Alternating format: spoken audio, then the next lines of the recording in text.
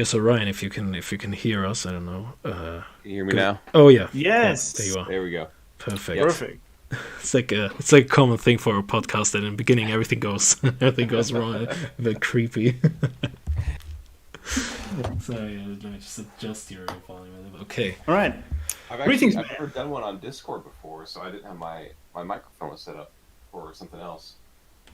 But no, I see. Yeah, it works pretty well. There we go. Wait, but how did we do it last time? What app did we use? I want to say Zoom. Was it Zoom? Oh yeah, maybe. I Yeah. think it was. That's what I usually use. Yeah. Yeah, you're right, because we also had video, but not like for the public. Right. Yeah. Yeah, man, it's been a while since that happened. It has been a while. That's been I don't like, even what, know. 2 years? Yeah, I think so. Was it? Wait, 2 or 3 years? Guys, no one of you did your research, man. I actually know the date where you had the podcast. It was pretty much 2 years. You did it in May 2019, guys. Nice. Wow. Yeah, So, crazy. yeah. Yeah, Glad we have just you for the started. research. So yeah, anyways, let me welcome you like properly, Ryan. Welcome officially like to this little Red Smoke podcast, the Red Thanks, Smoke man. special with you with Path to Manliness. I would say everybody who's listening, I'd say it's all in the name. Yeah, that was kind of the idea, wasn't it? Yeah, I mean, even other huge accounts like you on Twitter, where I'm like, okay, I need a bio, and you don't actually need a bio, to be honest. It's like all in the name, you know. it's really great. I wanted to make it very clear. I wanted people to see it and instantly know like what I was about. So, and I was surprised that handle was available. It's such a great name. The website was available, Instagram. I was like, man, people were sleeping on this one. Absolutely, it's I was a little bit surprised because we're gonna put on all your links in the description, in the YouTube description, and it's interesting to see that in all platforms. You still have those like domains available like on Instagram and Twitter. It's all the same, so it's pretty easy to find you on the internet as well. That was by design. I mean, that was every time there's some kind of new social media thing, I usually go out and grab it, and then people are like, why are you on this thing? I'm like, I don't know. I'm just kind of holding on to it in case it decides to be something I want to use. So Ryan, how did you like come on to this show? How did you man? How did you and Alex like get to know each other in the first place? I'm aware, just like you two guys know, you guys know each other for a few years, and how do two people meet on the Twitter anyways? Did one of you like reached out to the other and was like, hey, look, I think we're on the same page here? Yeah. Gosh, it's been so long. I know we met through Twitter. Yes. I want to say we started talking about Bitcoin. Yes. I Exactly. think that's how we first started. And Alex had some book, and I remember like reading that book and going through it. And I'd actually been one of the early guys in on Bitcoin. I started.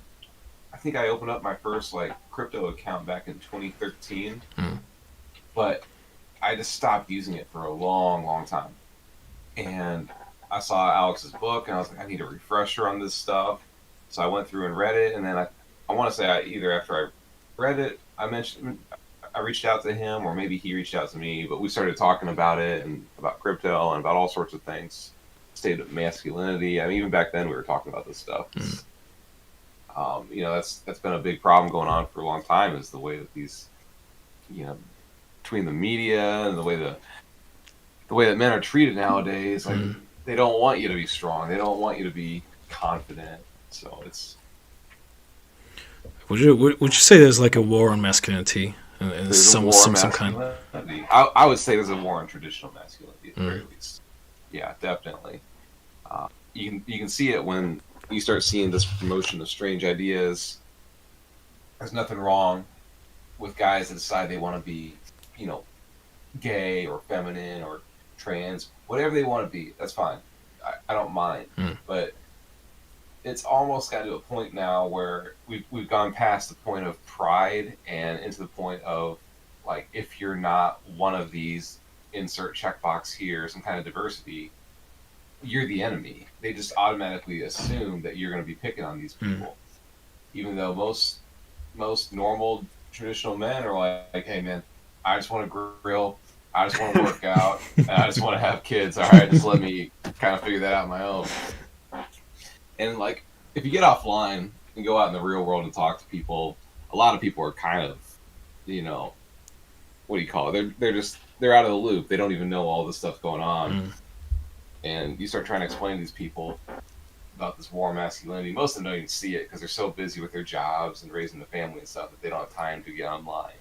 I think that's why it feels like there's not as many traditional men out there. Like you always talk about the soy boys, the weak men, but really, you go out in the real world. There's still plenty of normal, strong men out there. Maybe not as many as there used to be. Testosterone rates are declining, but you know, in reality, those guys aren't the ones that are going to be going on Twitter and on social media and talking. But when you're a young man and you start going online and seeing the kind of men that are represented, it can pervert your image of what masculinity looks like. Yes, this is the big thing for me, really, because I totally agree, especially because I also live in the countryside, and I think this is where David won't like this, but I think this is where most traditional masculine guys still live. I think in the cities it's a bit tough, but even then, men growing up these days and seeing all this stuff online, really, and because everyone is virtually online all the time, this sort of shapes their mindset. And I think this is why we need voices like yours, Ryan, to tell them what real masculinity is. And especially, it's not just because we like, and I think you totally agree with this, we don't want to put any sort of different mindset onto them. We just want them to help find their own life, their own masculinity, really. Yeah, I think some men are just kind of looking for like reassurance. You know, I subscribe to GQ, Gentleman's Quarterly magazine, just because I just kind of keep up with it and see what's going on. And it's such a strange thing now. Like you look at it and it's pushing all sorts of strange ideas. I remember on the cover of one magazine a couple years back, it told men that they need to start wearing lipstick. You know, it's just strange things like that. And you look through the way... Sorry for interrupting, but what was the reasoning for that? Like, why do men need to wear lipstick? I don't even remember. I think it was just talking about, like, you should be able to take care of yourself or something. And, you know, like, I don't mind, like, putting on some kind of products. Like, that's fine. But, like, you know, most guys are using absolutely zero products. So maybe start with something a little bit more innocuous than lipstick. Like, maybe you guys need to, I don't know, put on some, like, lotion or something, you know? But, like, jumping to lipstick seemed a little aggressive to me. But, you know, I remember as a kid, I had older brothers, and I remember someone onto one of his magazines in GQ back in the day, like, back in, like, the 90s. And, you know, back then it was, like, a decent magazine. It was like, oh, this teaches me, you know, how I should dress for the summer. I'm like, all right, this looks normal enough. I see people actually dress like this. This is fine. It had advice on, like, you know, places to go visit, how to talk to girls, and now it's gone from maybe it was a slightly metrosexual magazine back then, but now it's just completely perverted the image of masculinity. There's nothing of redeemable value in that, and guys are looking for that resource where it's like, hey, you probably feel a little left out because of the way things have changed in the world, but not only do they want the reassurance that it's okay to be masculine, they want to know how to be a better man. And that topic is completely skipped. Instead of saying here's how to be a better man, is here's why white men are the problem. Yes. You know, and all these kids are growing up with all sorts of issues. They talk about all these inequalities, but nobody wants to talk about the inequalities that men face because they think that they're privileged or whatever. What in reality, you know, men work the hardest jobs. The jobs where they're most likely to die. Men are most likely to commit suicide. You know, men have all sorts of these problems, and nobody wants to talk about it. They're falling behind in college even. You know, they talk about how great it is that women are doing so good in college, and it is. But it's two things. It's one, women are doing better, and men are doing worse. Ryan, I got a little hot take here. I wonder if you would agree with that. You said something about it just reminded me of something Alex and I were talking about.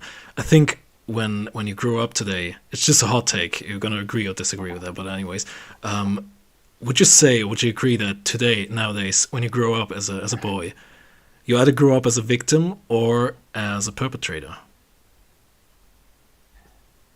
I think a lot of people can. I don't know if everyone's a perpetrator.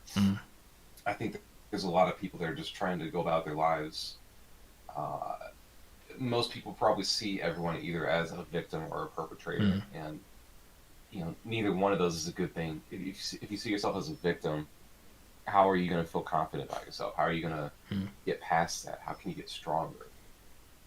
You can't expect someone to be able to save you all the time just because you're, insert checkbox here. Yeah, but I think this is really how it's portrayed in the media. Like either you're either one or the other. I think this is, especially as a man. And the funny thing is, you mentioned this before with these magazines, and I totally agree. They always talk about like white man bad and all of this, but there is never like an explanation or even some tips how you could be a better man, even if it's according to like their standards, which I think are probably complete trash. But even then, there is nothing to tell people, or men rather, or to be better man. They just say it's all bad, toxic masculinity, but there's no help or no guidance anywhere. This is kind of detrimental. And when there is people that try to help, a lot of times it's demonized. And I'm not going to say that every example of someone is a good example, but how many people have been censored or canceled for speaking up? Yes. There's a few. I'm trying to think of a good example because a few of the people that have been censored and canceled are not necessarily great role models to begin with, but like Roosh, for example, I don't really look up to him. I don't think he's exactly what men need, but the way his books are taken off Amazon and the way he's canceled, it's not the right way forward. Like, if you don't agree with someone's ideas, then you should be able to attack the ideas without having to resort to dirty tactics like just deplatforming somebody. Yeah, this is kind of weird to me always, that people sort of just really don't care about these things happening, because I think the censoring is truly a very, very evil and also very powerful method of like getting opposing viewpoints out of the general public. And we've seen it in history many times happening, and nobody bats an eye these days that this is happening again. And it's kind of weird to me, to be honest, that nobody cares about all of this happening. At least maybe a bunch of like tweets about it, and that's pretty much it. But nobody really cares about it. It's kind of weird. There's like a day of outrage, and people talk about it, and then we forget. It's like there's no follow through. Yeah, Alex, do you remember when we were doing a podcast like a month ago, and Twitter was going crazy because we are on Mars now, Oh, yeah. And it was going crazy, and then and we had a podcast next week, and I was like to you, dude, do you remember there was like this new planet we discovered or something like that? Like no one talks about this anymore. It's so interesting. So it's Ryan. Do you get the same impression that the things are fading away so quickly? Like trends are fading away so quickly nowadays, don't they? Yeah, it's too quick. Yeah, it's always been a problem. It's getting faster and worse. Where we're gonna get upset about something today, and then after about a week, it's gone. I mentioned the other day to someone, I forget what brought this up, but I mentioned that attack in Las Vegas that happened, I don't even know how long ago it was, a couple years ago maybe, where like 50 people were killed, like 500 were shot. And the person I was talking to, pretty intelligent person by all accounts, had no memory of it. I'm like, you don't remember that? He goes, no, I don't remember. I don't even know what you're talking about. Wow. I mean, something like that can so easily escape our memory, but there's too much information. We're constantly being flooded with all sorts of stuff, and especially if you're going on Twitter every day, like you go to the trending thing, and it's not like there's ever any. It's actually by design. Like it's engineered in a way where if something is trending and everyone's talking about it, after I think 24 hours it gets knocked off, and that's why you start seeing things with misspelling sometimes. Because people want to keep it trending and they misspell it on purpose. And that's people make fun of it. Yeah. But I don't know, it's hard to keep up with it all, and the older I get, the less I care. You know, I used to be that guy that saw some big event in the news happening, and I would get all upset and out of shape, especially with politics stuff. And now it's just, if it's not in my actual real world, I don't let myself get too emotionally invested. Yeah, I was gonna say, if you like most things you actually see online or even in the media, they don't impact your life directly at all. I would say Right. like 99% are pretty much, they don't change your life. So people getting outraged about all of this has always been weird to me I because I yeah, thought it was so funny when, for the last 4 years, everyone was losing their minds over Trump. yeah, And I used to ask them all the time, I go, can you tell me specifically what he's done in your life that's made it so much harder for you? And they would be like, he's mean. oh I wow, go, I can accept that he's mean, but like, what does that change in your day to day life? Like, does he actually come over and like, does he throw eggs at your house? Mm. Did he key your car? Like, is he yelling at your kids? Like I don't care if he's mean. Like, is he actually affecting your life? And now, and they kept saying like, oh, you're gonna feel different when we get him out, and they're all excited about it as if like suddenly when Trump's gone, like things are gonna be worse for white men for some reason, which Mm. I really don't follow politics. And honestly, ever since Biden's been in office, I was just thinking about this last night. I was talking to my dad, and I'm like, you know, I can't tell you a single thing that Biden has done in the last month. I don't know. I don't remember. I don't care. He doesn't affect my life.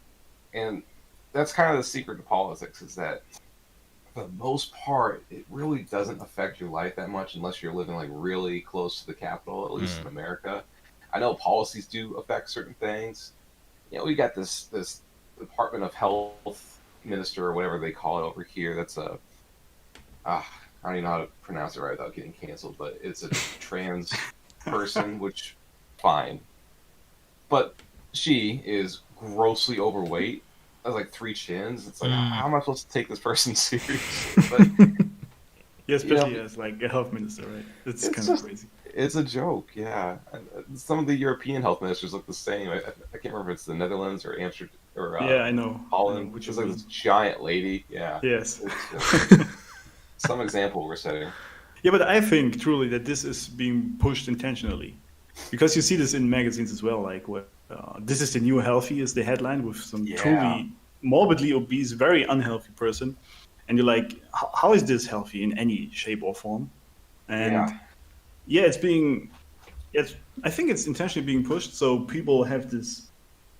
They believe this and think, all right, that's fine, but then they are low on energy. They don't know what to do with their life, they feel bad, and then they don't do anything against the establishment, so to speak, or even anything with their life, even if it's not about politics. Just they are just the worker drone the corporate world needs, and that's fine. And I think that many men sort of, or people really seek an escape to this.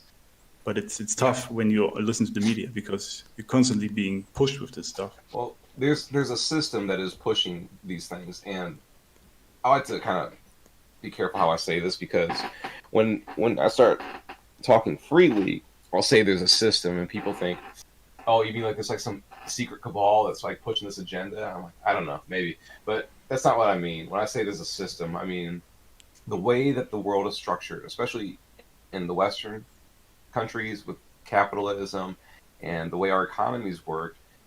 Everything is designed in a way that promotes selling something. And if you want to sell to somebody, you want them fat, weak, and dumb. Mm. Those are the most easily influenced people in the world. So if you want to sell beer, you don't sell beer to these people. You sell the idea of these fun parties, but in reality, it's a fat guy on the couch watching football. The same thing with the fat people. And I get that. I actually do understand that some people are fat for like psychological reasons. Some of them are facing traumatic histories, and this is kind of how they cope with it, or this is how they hide from their problems. Mm. But and there's a kernel of goodness in the idea that they should push some body positivity because some of these people do get really down on themselves. But I think it's okay to feel okay being overweight, but not content. So yeah, maybe you feel that you're beautiful being fat. That's great. But maybe we do a couple less cupcakes, right? Maybe we start walking every day. Maybe we throw out the sodas and start drinking water because people want to talk about genetics, and I think they have this weird perverse view where everyone eats like them, but you don't see a lot of fat people drinking water. You know, like that alone. Like if you're 300 pounds, if you're like grossly overweight to the point where like you're probably not going to make it past your 60s, and you're facing serious health issues, you got to cut out these like calories that you drink, whether it's beer, martinis, Starbucks, you know, coffees or milkshakes, or juice or pop. I mean, that right there is so many calories that are just being absolutely, you know, contributing to how much fatter you're getting. And it all goes back into this whole, like, we don't want to hurt people's feelings things, right? Yes. So when I was graduating from college, I didn't know it at the time, but the whole SJW mindset was infiltrating. And I would not have fared well in today's college because I don't hold my tongue very well. It's actually even worse sometimes in public. But I got out as it was happening, and you know, it started with the whole trigger warning thing, and that was an insidious way to change the culture because it started out in a way that made sense. You know, they would say, these students would say that you can't talk about certain things because it triggers past traumatic events. And you think about this and you're like, well, we need to talk about certain things. So you need to find a way to deal with this, or maybe just not be in the class. You know, all they wanted was a warning. Like, hey, I'm coming into class today. You know, I want to learn about whatever it is I'm learning about, but can you give me a trigger before you start talking about like rape or like violence or like really dangerous, traumatic things that have actually happened to people? Okay, that actually makes a lot of sense to me, and I'm completely fine with it. I think that's great. But then it became this thing where it's like I'm triggered by other things, and when people are triggered by just somebody saying that they like Trump or that they, you know, stupid little things like the way that like I don't even remember the white boy that was, and I mean boy as a kid, that was like grinning in front of the Indian man that was banging the drum. Yeah. People were like, oh, I was triggered by his grin. I'm like, you know, I think you're diminishing people's real issues by being triggered by something so slight. Yeah, I mean, it's like mission creep. It's become way past the original scope. Yes, exactly. It's also this creeping factor they use there. But also the root of this whole issue, in my opinion, is really that they try to make the world safe, right? Yes. And make it in some sort of safety bubble so you cannot be triggered or whatever triggers you. But the problem is you cannot make the world safe. And nature itself, by its definition, is very brutal and tough, right? It's just because we live in these sanitized bubbles we call cities that we don't even know how brutal nature actually is. And then you have these people who try to make the world so safe by telling others that they are triggered about something. And I'm like, yeah, well, but this is your issue, not mine. I mean, right. And yes, the issue is really that they try to make the world safe instead of trying to make people more resilient, which has worked for like millions of years. And suddenly we think this is not the way anymore. Yeah, what doesn't kill me makes me stronger, right? Yes. You know, there used to be things that would kind of upset me, and I would struggle with it. You know, real world example, I'm deathly afraid of heights. Like, I hate it. My legs get weak. I feel like my stomach's turning, and I really struggle to be up in high places. But over the years, I've been getting slightly better at this, and psychologists call this exposure therapy, where you start putting yourself in positions where, you know, in a safe position where you're starting to kind of deal with your fear of heights. So I run a lot of Spartan races, and some people probably don't think about it, but there's spots in that race that are actually high. So if I was like some of these college kids, I could be like, hey, you need to give me a trigger warning so I'm prepared for these parts where things are high, and I'm afraid of certain things. So just let me know if it's going to be there, but it just is, and I forget about it. Then I get there, and it's like, all right, well, I just ran 4 miles through the mud. I swam across this cold water. And I did all these tough obstacles. I'm not stopping at this thing just because it's like 30 feet off the ground. And, it's a real fear because you can actually get hurt. But in reality, you're not likely to. Like, no one really gets hurt on these things that often. And as I've done more and more of these, I've gotten more comfortable with it. So, it's okay if there's certain things that really do trigger you, and it doesn't affect your life so much that you can avoid them. But I think it's in everyone's best interest to try and expose yourself in a healthy way to where you can start getting more comfortable with it.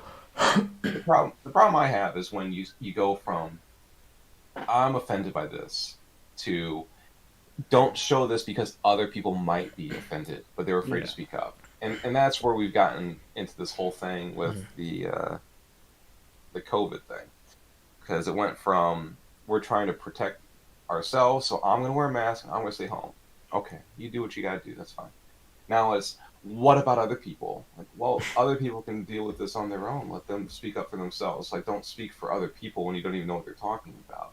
And now there's this expectation that we have to protect the weakest people of society, when in reality it would have been way easier if they would have protected themselves, and most people would have gone about their lives. Mm-hmm. But we've let this weakness permeate into our entire culture, and it all stems from this stuff. It's all teaching these college kids that you need to stay away from anything that makes you uncomfortable, stay away from anything that makes you triggered. These things are bad, and everybody else needs to also stay away from it. And it's toxic mindset. It's poisoning people's minds. Yeah, it's also like the question: where do you start and where do you stop with it? Because if you say people might be triggered about this and that, this could be true for virtually everything, right? You never know what there's words, anyone is triggered about. There's things people say now, and they're like, you might be offending people. Yeah, we do that a lot. Yes. And, I mean, you and me, especially online, oh my gosh, all the time. Yeah. And even before I started writing online, just the way that I would talk, and there's certain things, I get it, like, I'm okay with not talking about certain things that offend people that really are triggering, but at the same time, there's a time and a place where you should be allowed to talk about certain things. The whole PathToManliness thing. I'm sure you know this too, but people get upset about that. They're like, your name is exclusive. You're not talking about women. And I go, listen, here's the deal. I'm not talking about women. I'm talking about men, because men need help, and this is what I want to do. Also, let's say I was talking about women and telling women how to improve themselves and all this stuff. You know what I'm going to get next? I'm going to get people saying, hey, who are you as a white man mansplaining to women what they should do? So you can't win with these people. Yes. Like, either you're wrong for excluding them, or you're wrong for like mansplaining to them or speaking for people out of context and stuff. So it's just, you just gotta ignore them. Yes, exactly. I was going to say you just need to ignore them, because you cannot win this anyway. They will always find a way to make you the bad guy, and it's just easier to just virtually ignore it. Yeah, and it depends on what industry you're in. I know Silicon Valley is full of people that are of that mindset, but overall, I found that the people that share this like victim mindset, they don't tend to be successful people. So if you want to have a really good life, it's not that hard to avoid them. Yes, and I was going to ask about this as well, what your opinion is, but you just said it, that these victim kind of mentality people, they never are really successful in their life, and this is pretty much the root cause of it, because they always blame others. They never take responsibility for their life.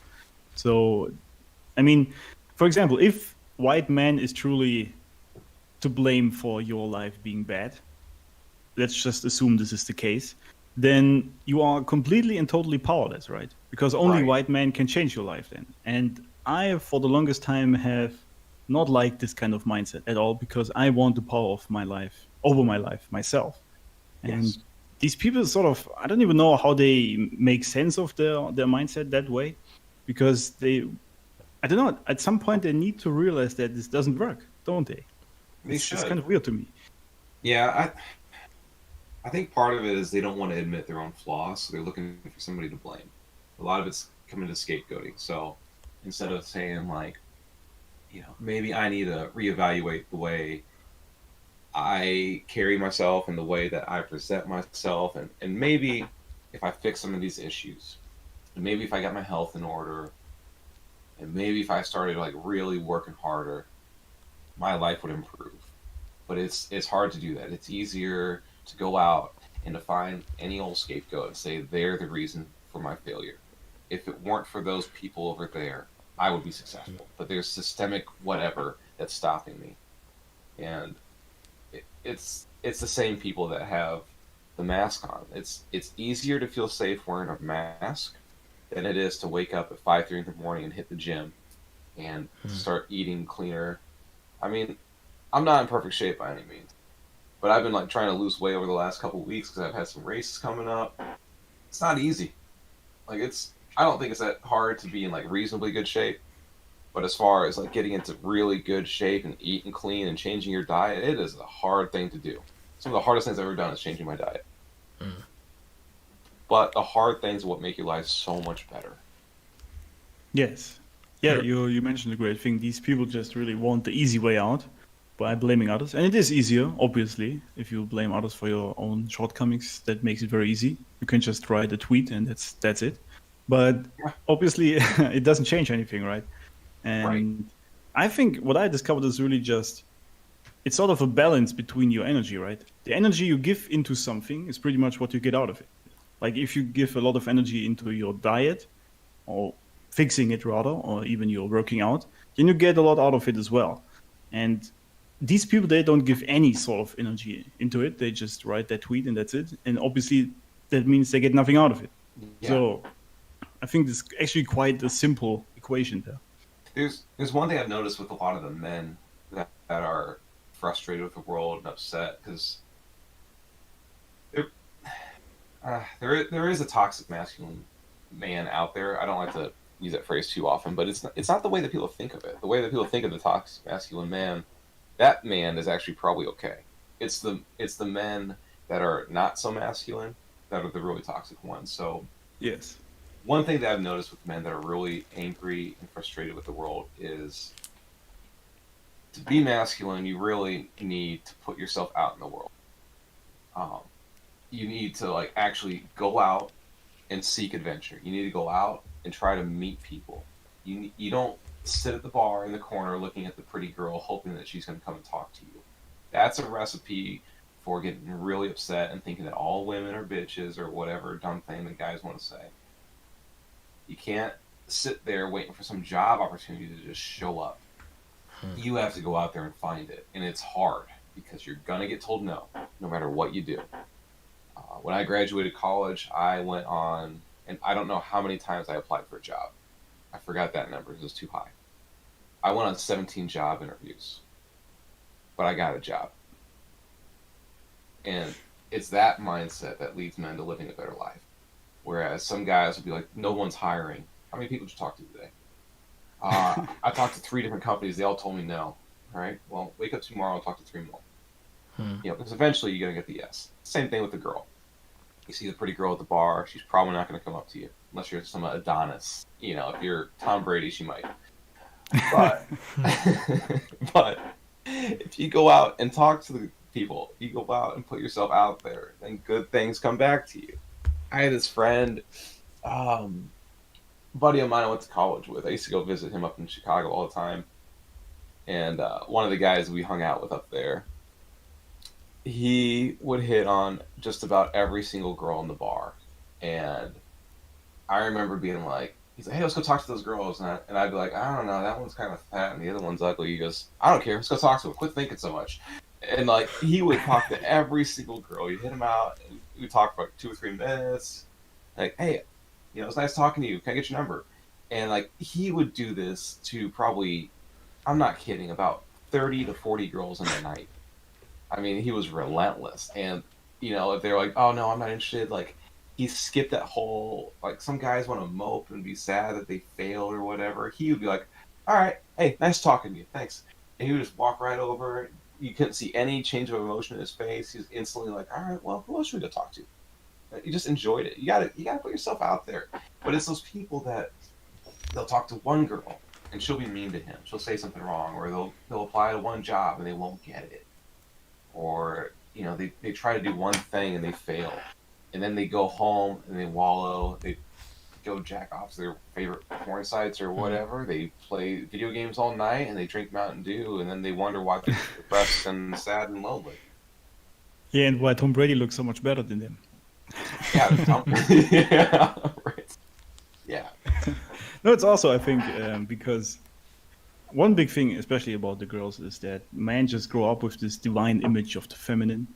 And when they see this one girl at the bar with all her, like, her beautiful hair and her makeup and all of this, they are immediately like stunned because they think she's some sort of divine being, which she isn't. She's just human, right? There's really nothing special about women as there is nothing special about men. But these guys just, it's, again, I think also how society puts it these days, women grow up, that they are virtually better than men, and all men have this inherent toxic masculinity, and boys are just broken girls, right? And all of this kind of bullshit. Right. And I think you said this once. I think I have this from you, actually. The boys are broken girls? Yes.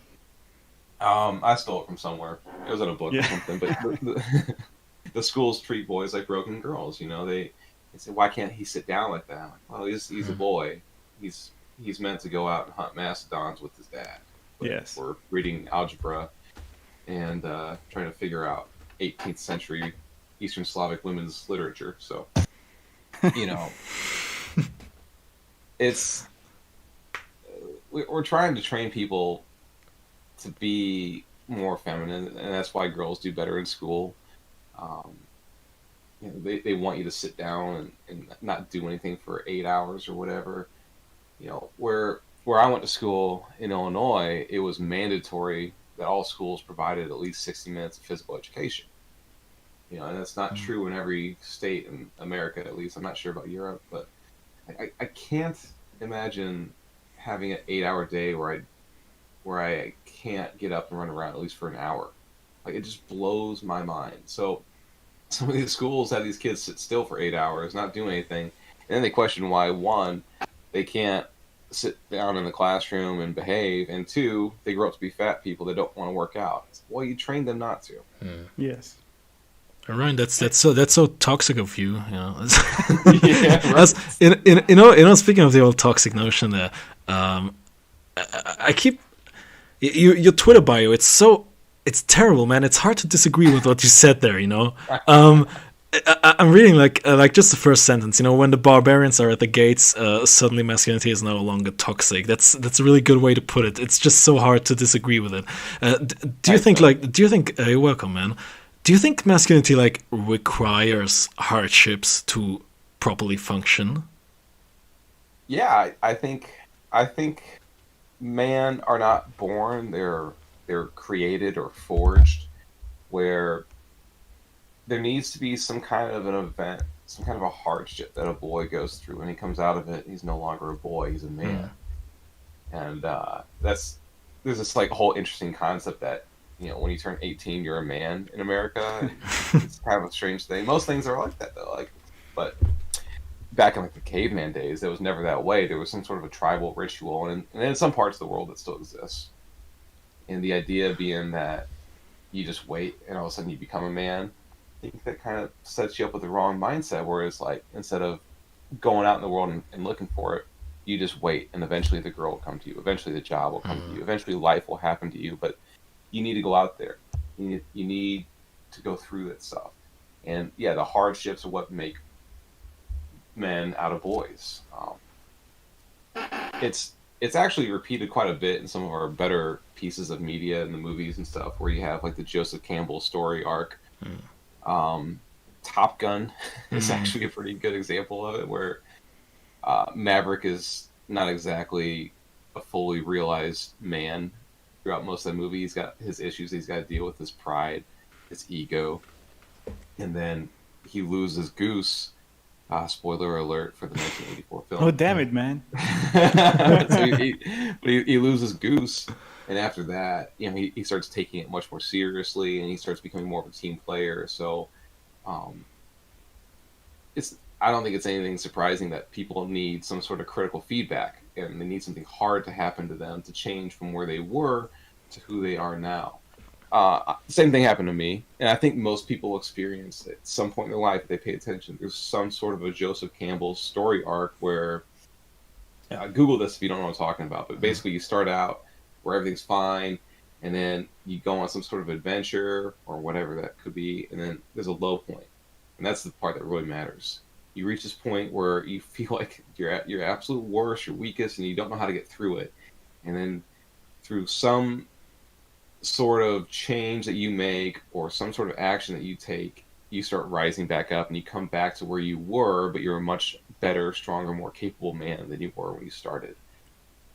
For me, I thought I had life figured out. I was doing the whole 9 to 5. I was living pretty good. Playing fantasy football, drinking beer, watching football, playing PlayStation all the time, too much. But I was working good and I was making good money, so that's what society told me to do, and I did it. And then one day, a bolt of lightning hit my house. No joke. And it didn't do anything to the house necessarily, but it messed up a lot of stuff. It like fried TVs and game consoles and the refrigerator, and all sorts of things started going wrong. So I had to fix all this stuff. And I come to find out that my wife at the time was stealing money from me to go buy drugs. And some people get upset about that. Like, oh, she's wife's not stealing money. I'm like, all right, call it whatever you want.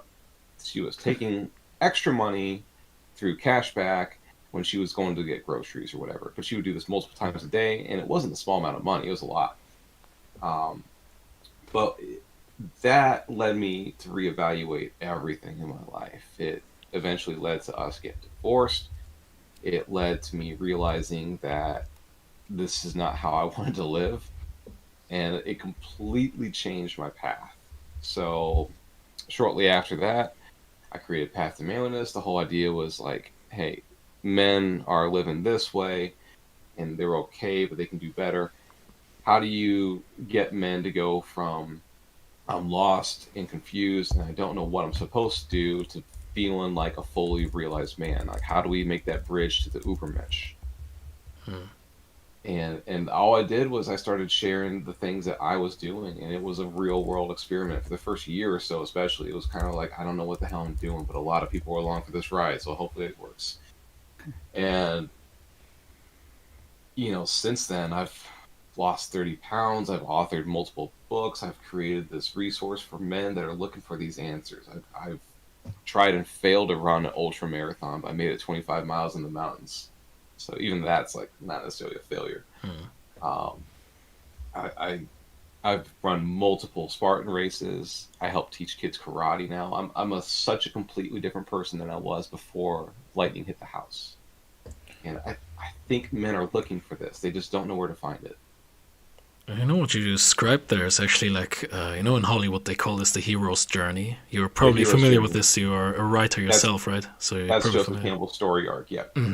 Yeah, it's like it's so interesting. You were beautifully opening up here on this podcast with your life story. It's interesting how you like hit rock bottom and then you You're still Ryan Felman, but you're kind of different now as well, Yeah. I feel like a different man. I look back at some of those old pictures and it's like it feels weird. It's like an out of body experience. I think it would be weird if you like look back on your old pictures and don't feel like cringe or anything, because I think then something would be wrong, Yeah, but some people actually do peak in high school, and they probably look back to their pictures and say, "I was much better back then." And this is kind of sad if you think about it, but it happens. It's really sad. Actually, quite a lot. It definitely happens. I know a lot of people that's happened to. I had better hair back then. Same here. Yeah, me too. All right, we're gonna lament for the rest of the podcast for lost hair and here. It's your story kind of reminded me of Alex one, because Alex was opening up as well a few podcasts before. Alex, I remember you were like, I think you were watching like Netflix with your girl or something, and then it was also like kind of like lightning stroke, and I was like, what the hell am I doing here? I gotta do something, right? Yes, it wasn't the physical lightning stroke like for Ryan there, but I was sitting on the couch after my awesome 9 to 5 day, to put it that way.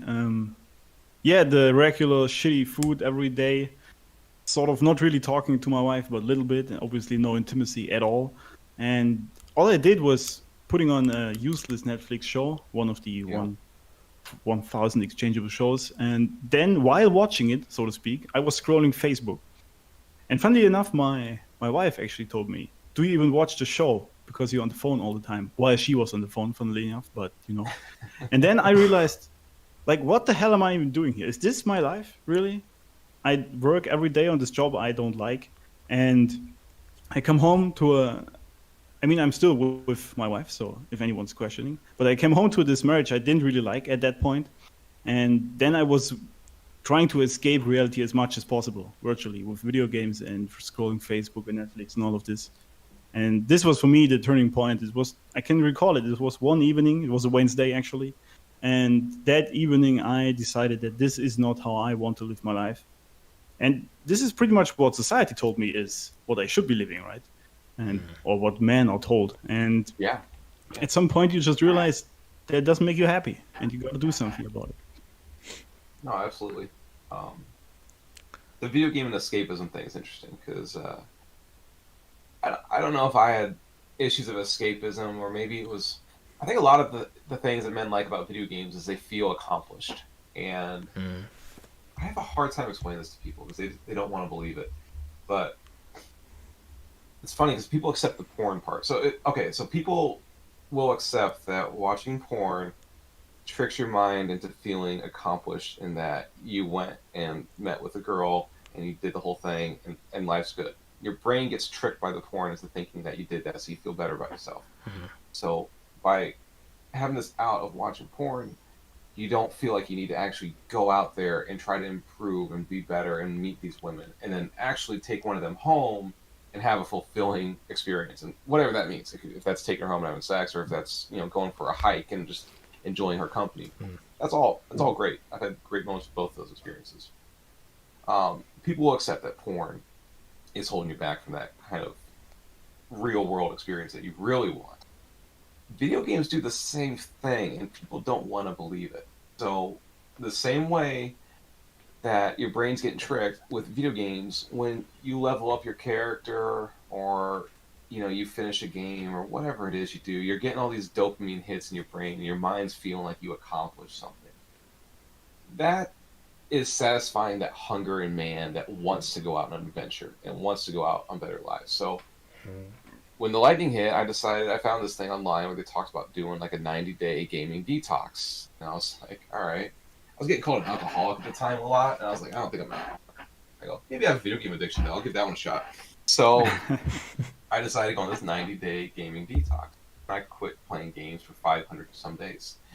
I played today, but it's not the same as it was. I'll probably play maybe 2 hours a week, sometimes 0. But since I've changed the way I play games, where I would play 10 to 20 hours a week, and now it's almost nothing. Like, I go out and do things. I go on these real world adventures. I go on a podcast at 7 a.m. I write blog posts. About a week and a half ago, I drove like 5 hours with some friends to go run this obstacle course around this lake, 6+ miles. About a 10K for you guys. And, but like, by not having that satisfaction being met from the gaming, it's opened up this hunger for other things in the real world, and it's so much more satisfying. And it's one of those things, you don't even realize it, but suddenly, like, people in your life start kind of noticing. They're like, hey, man, you look like you're in really good shape, man. And it's really cool watching all these things you post on Instagram. And it's like, oh, yeah, thanks. I don't know. I didn't even think that there was a change. But people start to kind of realize that you're not the same man before. And it inspires them. I've had friends come up to me and they ask me, like, hey, man, I've lost 10 pounds. I'm starting to struggle now. Like, how do I keep losing the weight? Like, it's really cool when you start changing your life, because people around you get changed too. I was about to ask you, Ryan, because you guys had a podcast on your own podcast, on a PathToManliness podcast that was 2 years ago. And like I said, I did my research in the most creepy way, and you kicked off the podcast with actually you talked about video games. You probably don't remember yourself, and I was so surprised, to hear you two guys. I think you were talking about 20 minutes about video games. And as for myself, I've never been much of a gamer myself. I was always like this parasite who played video games at some friend's house. I never had my own PlayStation or whatever. That's the fun way to do it. Absolutely, and the more efficient way, I think. Do you guys look back on your life now? I don't know, the 16-year-old Grand Theft Auto playing guy, and be like, I never want to have this again. I believe what I'm trying to say is, two masculine guys, Ryan and Alex, advocating masculinity on Twitter and all that. Do you still allow yourself to be, silly from time to time? Like turn it off. You know what I'm saying? Yeah, absolutely. I think it's okay to have a little bit of healthy moments where you play. There's times where I'll go out and hang out with little buddies. We'll drink some beers, and we're not supposed to, or whatever. There's times where I will play games. The Mortal Kombat movie came out a weekend ago or so. So, my 13-year-old started running his mouth saying how good he is at Mortal Kombat, and like without even thinking, I just let loose. I will crush you. And he goes, "Oh, you think you're good at games?" He goes, "I play games all the time." He goes, "You don't even play games anymore." I go, "Listen, Mortal Kombat's my realm. I've been playing that since I was like a little kid." All right, so we booted that up and played that for a couple hours after watching the movie, and he beat me 3 times in a row, and I was starting to regret challenging him. I was like, I may have lost my edge. Maybe. But it took me a minute to kind of get back into the flow. But I started beating him pretty good. But he was running his mouth, so there's still times where it's fun, But at the same time, he goes to karate twice a week. He's pretty active. He does a good job.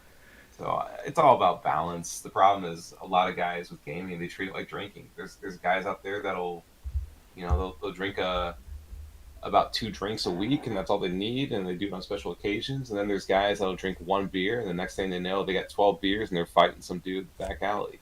You just gotta know what your limits are. Some guys can't play games without stopping.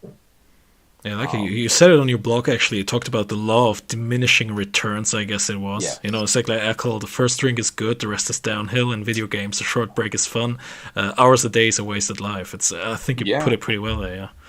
Yeah, and I've kind of like learned myself that I'm not necessarily addicted, but when I would play games like Call of Duty where you're playing online, it's set up in a way where it's like Netflix, where the match ends and you got 1 minute, and if you're quick, you can go to the bathroom, come right back, and then the next match starts. So it's really, and it's only 15-minute matches, right, or 10 minutes. So it's really easy to keep pumping out match for match. Whereas I can go and play some old PS2 game that I'm not really that into, and I can play it for 20 minutes and turn it off, no big deal. Yeah. Right. Speaking of alcohol and all that, we have this thing in Germany where I remember you said there's this weird thing when you're 18 you're considered a man, which is complete bullshit. I think we can all agree on that. We have this weird thing. I think you probably have the same thing in the US over there as well. That here in Germany you say, well, you are the man when you had like your first bottle of beer or something like that. What do you think that is? What's this weird thing? Is it considered manly to be able to drink as much as possible? I think people conflate the image of like seeing what adults do and thinking that that's a man thing. So like when you're a kid, you watch your dad come home from work and drink a beer, and you're like, oh, I can't wait till I'm an adult and I get to drink beer.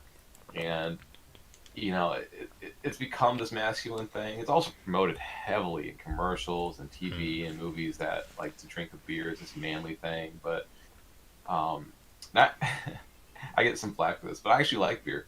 I probably drink a little more than I should. But it's not really that masculine, especially the hoppier stuff. It's got all those like phytoestrogens in it. And if you drink too much of it, it's going to make you fat. It can give you like, bitch tits. It can kind of throw off your hormone thing. But there is this misconstrued idea that drinking a beer is this manly thing. But I don't know, it kind of is in a way. It's where society's starting to look at you instead of as a child. They're looking at you as a man. I think the neat thing about, not to promote this stuff, but I think there is something kind of neat about the idea of being able to smoke or drink beer or whatever, because it's a physical manifestation of the outside world looking at you and saying, you're old enough to make your own decisions, even if they're the wrong decisions. And there's something really exciting and there's something that young boys are really looking for when they want to be a man. They want to be able to make those decisions, and when you're finally able to, it's starting to feel real. I still remember I think it was the first time I had a beer with my dad. It was like after high school graduation, and me and three of my buddies we had got like a case of beer or something, and we drove off to this little spot in the woods, and we would go out there and hang out all the time, smoke cigarettes in high school. And we were out there just kind of celebrating that we finally finished high school. We were so happy, and we each drank like 2 or 3 beers, which at that age was kind of a lot. And then we came back to my buddy's house, and I remember his dad being all excited and proud of us. He's like, "Hey, why don't you guys have a beer?" So he gave me a beer, and he gave his son a beer, and this is in front of his dad and my dad. So then I'm like, all right, yeah. And we're both kind of looking at each other like, all right, I guess we could drink another beer. And then his dad pounded his beer. We were still like halfway through ours. This is back when we were still struggling to choke it down. And then he gave us another beer. He's like, all right, you guys go on home now. And I'm like looking at my buddy. I'm like, I don't know where I'm going, but I don't know if I can drive yet, buddy. Like, we got to go, like, let's go for a walk or something. But it was like in the same neighborhood. It was like maybe a mile-long drive. But it's kind of like a mark of being a man. And then I think there's like a second becoming a man when you realize that you don't need these things. And that's not what defines masculinity. It sounds weird. Defining masculinity is a lot harder than it sounds. And it's something that I feel like I've been working on for 3 years. And I'm not so sure I've ever really quite found the exact explanation of it either. I found a better one than I had. Yeah, but I kind of agree with you. Like, for some reason, I keep thinking about your bio on Twitter. It's just the way you have composed it and all this stuff. It's just so, yeah, it makes so much sense. I can't change it. Yeah, definitely. so in your blog article there, where we talk about alcohol and video games and all that, you close the whole thing with a statement where you say, "Control your impulses or become a slave to dopamine." It makes sense to me.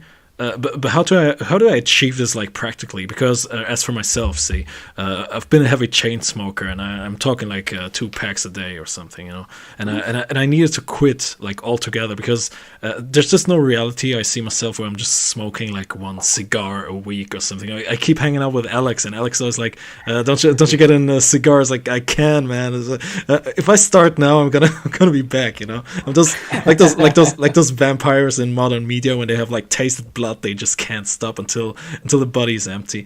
Same thing like with cigarettes for me. How do you? Is there like any way how to get the balance? You were mentioning balance, like with, for example, with video games. It's the same like with sweets or something. I sometimes reward myself like with chocolate or pancakes and stuff. Dude, I'm a sweet guy. I love sweets and stuff. It's like, and so it's guys, help me out. Where do you draw the line? With smoking in particular, or just how do you... like just in general, like when I say statement, I think it would be okay sometimes after a long day to turn off my brain for an hour, just play, I don't know, Mario Kart or whatever. Once I have some, but on the other hand, I'm like, well, but I could do some more work there as well. So where do you draw the line? Yeah, it's good. It's tough. You gotta balance it out. So, I actually work pretty hard. I tend to wake up pretty early and start working. I'm usually working out either 6 or 7 in the morning, and then doing some writing, and then throughout most of the day I'll work. I get most of my work done by noon. After that, I'm kind of just doing some busy work and stuff, and I don't really work as hard after noon. I don't know why. I don't seem to work as hard. But then by Friday, that's kind of my fun day. Either sometimes I will hang out and play games. Sometimes I'll go meet some friends and have a couple drinks with them. Smoking's tough. I've actually quit smoking before. It all comes down to like having a purpose. So the one thing that I struggle with is that if I don't have anything to do, I tend to default to old habits and bad habits. And it's something I've tweeted before. A lot of my tweets are kind of just advice I'm giving my past self or reminders to myself. So there's days of the week where I have to be at karate. Can't drink on those days.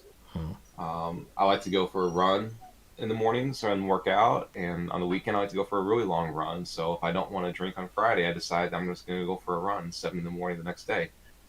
And I've actually, this sounds weird, but I've actually like punished myself for not being disciplined, where like I'd go out and have a drink with a buddy and then accidentally have like 3 or 4. And I'm like, I told myself I was going to run a long run, so I'm going to get up and I'm going to go run like 6 or 7 miles. And I would do it even though it felt like shit and I was kind of probably a little bit hungover. But it kind of like teaches you, it's like, all right, if you say you're going to do something, go do it.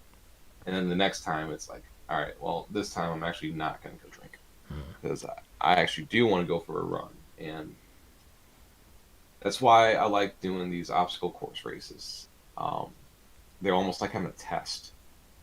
So for the last 2 weeks, I was training for a race, and then I've got one coming up this weekend. And there's moments where I'm like, I want to eat this, but I should eat the healthier option, or I want to go have a beer, but I should just have a bubbly water instead because I need to keep the weight off. I don't feel like working out, but I have to, so I'm going to go. And when you got these races planned, like they're tough. Like I can get through them now, even if I'm not in my best shape. But like I want to get through it and feel good. I want to do good. I got second place in my age group on the last one, so I want to get through it and be better than I was the last time. It is by far my best motivator that I've ever had. Yeah, you mentioned a great thing in there because you talked about purpose, and this is because people always come to me about how to like quit a gaming addiction or porn or whatever, maybe even smoking, and they try to stop it by force, but they don't. But then they just sit around, and they don't have anything to do. You got to replace it. Yeah, exactly. You need to replace this addiction, whatever it is, with something else. This is why chain smokers, for example, usually end up like eating chips or some shit, because they just need something else to replace it. Because, for example, with gaming, this is like, for me, I was very addicted to this whole stuff, and I played like 5 or 6 hours in the evening, and like after work. So if you stop gaming, like with dead end right now, you have 5 or 6 hours with stuff to do. Like with what? You need something to fill these hours with, right? Yeah. And this is really the thing I saw with most men, that they try to stop these things, but they don't have anything to replace it. And for me, like porn and video games, was really, I didn't really need to force myself to stop them because this came naturally once I found my purpose and once I started writing online or books, or blog posts for self-conquering, or even my other businesses before. So I didn't even think about these things because I was busy working on my purpose. And I think this is really a key for any sort of addiction. You need to replace it with something else that is actually good, which is, for example, in your case, like the Spartan races, where you really need to look at what you do, for example, your diet or even like smoking. And you really have to be careful of what you do, so otherwise you're bad at it, and you don't want to feel bad about being bad at it, obviously. So the key, really, I think, is to have something else in place that drives you forward, and it gives you an intention to actually take care of these things that are detrimental to you. Yeah, absolutely. There's a pretty famous quote. I'm not exactly sure where it's from, but apathy is the glove into which evil slips its hand. And it kind of sounds like a goofy Puritan thing to say, but as you get older, you start realizing how true that is. And, when you don't have anything better to do, you tend to go back to these older habits. And I think a lot of guys play video games not so much because they enjoy them, but it's boredom. Would they rather be doing something else? Probably. At least I would. Most of my time, like in college, I remember playing games. I'd come home from school, and I'd be like, all right, let's see. My buddy's probably going to start having people over tonight around 8. I'll probably go over there at 6 and just kind of shoot the breeze with him and hang out, and maybe we'll drink a couple beers while we hang out together. But before that, I'm bored, so I'm like, I don't know, I guess I'll just play some games. And I think most guys look at it now where it's just like a way to kill time, but if you have a purpose, suddenly you don't want to kill time. It's like, I look at all the stuff that I want to do right now, and it's I don't know how I'm going to get it done. Yes. So the way I look at it now, it's like I'm going to play this game when I get all my stuff done at time, and I never do, but I still find time here. I'm like, I need to kind of make my mind wander for 30 minutes.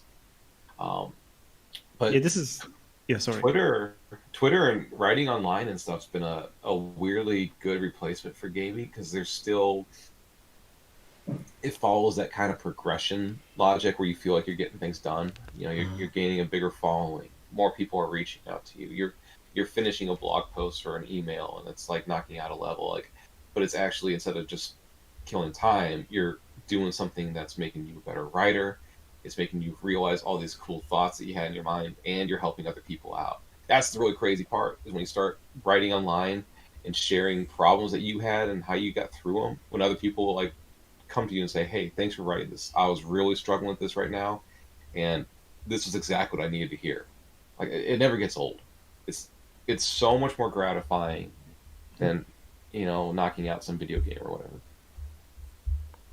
Absolutely. Ryan, you were mentioning that you were like, I think I can agree with that you're a very hardworking man. Do you believe like in burnout and the notion of burnout? It sounds weird. It's like, do you believe in Jesus? You know, do you believe in word? Do you believe in burnout? Yes. Yeah, absolutely. And I'm guilty of it, and I'm getting better at it, because I don't fully understand how it works. But sometimes the subconscious mind will do something that the active mind can't. And there are times where I am just beating my head against the wall, and I can't figure out how to get past it. And in most of my life, I would just beat my head against the wall for another hour and just try and figure it out. Now I'm starting to get wiser, where I'm realizing that it's not going to work. And that's the moment where I'm like, all right, I'm going to, you know, maybe I'll play this game for 10 minutes and I'll come back to it. And my subconscious mind will kind of process it and figure it out. Or I'll go for a walk. Going for a walk is like, whenever people have writer's block or they're stuck on something, just go for a 10-minute walk, come back, completely refreshed. Your subconscious mind did the work for you. You know, I'll go out and do all sorts of things. I go running sometimes, and I'm like halfway through a run, I gotta stop and write down a note, because like this idea just kind of pops in. You know, if you always see me out there with my phone, I'm like writing something real quick. I'm like, all right, got it. I think that's one of the ways you can kind of battle with burnout. And then also, people don't notice this as much, because a lot of my accounts kind of automated, where I'm sending some recurring tweets out pretty regularly. But there's times where I need to take a few days off, and I need to walk away from PathToManliness and just live.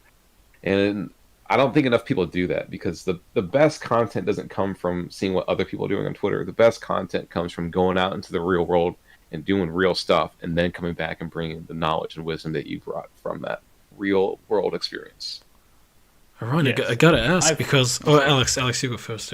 Yeah, I just wanted to add to this, that I totally agree, and I've actually been doing this the last 3 to 4 weeks almost, where I did not, like, I did work obviously on my brand, but I didn't tweet much, because I just didn't feel like writing stuff for Twitter or even engaging with this whole thing. I just needed some sort of break from that, and this is really, I totally agree, more people should do this, because at some point you're just like mentally burned out with this whole thing, and you just need to see real life again, and then you can talk about it more. I mean, I still worked on like blog posts or something, but it's still different, because there's not constantly something popping up or another idea popping into your mind. You're just writing your own thoughts, and that's much better.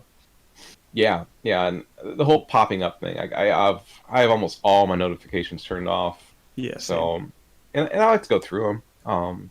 You know, I'll post something and I'll look through the comments, but it's tough to go through everything. I posted something last night. Somebody asked me this on Instagram. I can't find the tweet now, but somebody had this.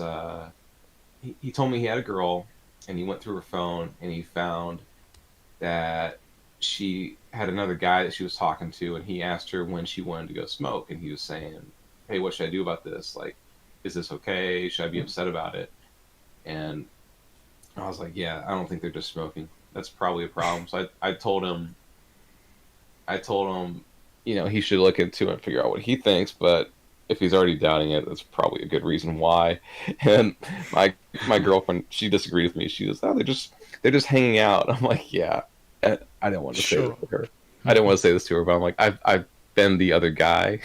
They're not just hanging out. So I posted this on Twitter, just a screenshot. I cut out his name. I said, "What advice would you give in this situation?" And, oh my god, 66,000 people saw it. And I think it had like 100 replies. And it's like, if I had my notifications turned on for that, are you kidding me? Like, I can't go through all of that. It's too much. Yeah, that's But at the same time, it's really interesting.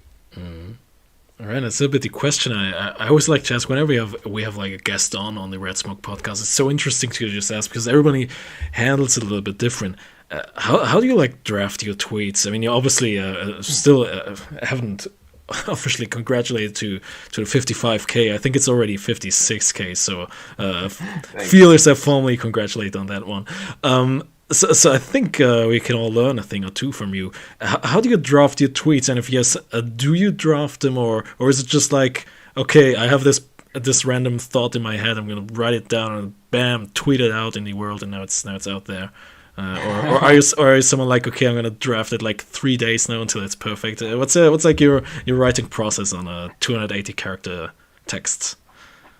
Yeah, I got a couple different things I do. There is like the random thought that comes out, and then I'll put that out there, and then a lot of times with the random thought, I'll look at some of the ones that did okay, and I'll reword it, and I'll put it back out there in 2 months where it's better. Sometimes it is better on the second draft, but for the most part, it's random thoughts, and then the other thing. I don't know how many people do this, but this is where a lot of my better stuff comes from. I'll either be reading a book or I'll be writing out a blog post, and something that I either read or wrote will influence the next thought, and then I'll tweet that out. But I don't have too many times where I sit down and tweet. I try to do it a couple times a week where I'll just put a few out there, and I've been using Hype Fury, and I'll schedule out at least 2 or 3 fresh tweets every day for the most part. Not every time, but mostly. And then other ones are repeated. And sometimes people have asked me, like, why do you resend old tweets? Well, I don't know. I'm gaining like 3,000 followers every month, I think, on average right now.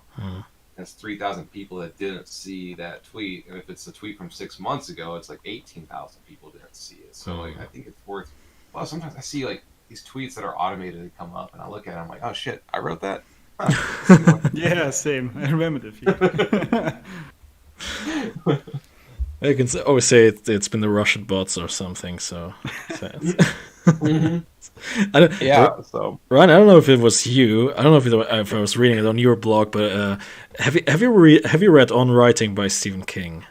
I have. Okay, yeah. then it has been on your blog, because I was about to ask you, do you think someone can like learn to tweet by reading something like this? You know, how does tweeting differs from normal reading? I don't know about you if you have like actually wrote a novel, like fiction and stuff. I think we're talking definitely about different dimensions here. You know, 280 characters. To be honest, something different than a script or than a novel. So what is that to learn like by someone like Stephen King? Yeah, that's an interesting book. I really liked it, which is funny because I don't like his books. Like, I don't really like anything that he's written. I don't know, but he was much more open and honest in that book, talking about like the struggles of his life, and I found that kind of relatable. And then the writing advice was good. Twitter's neat in that it forces you to cut down on the fluff. And when most people write, they write too much. It's kind of like a lot of people talk this way, where they'll say something and it's like, dude, you've been talking for 3 minutes and you could have just said 2 words. Like, I don't know why you're sharing so much with me.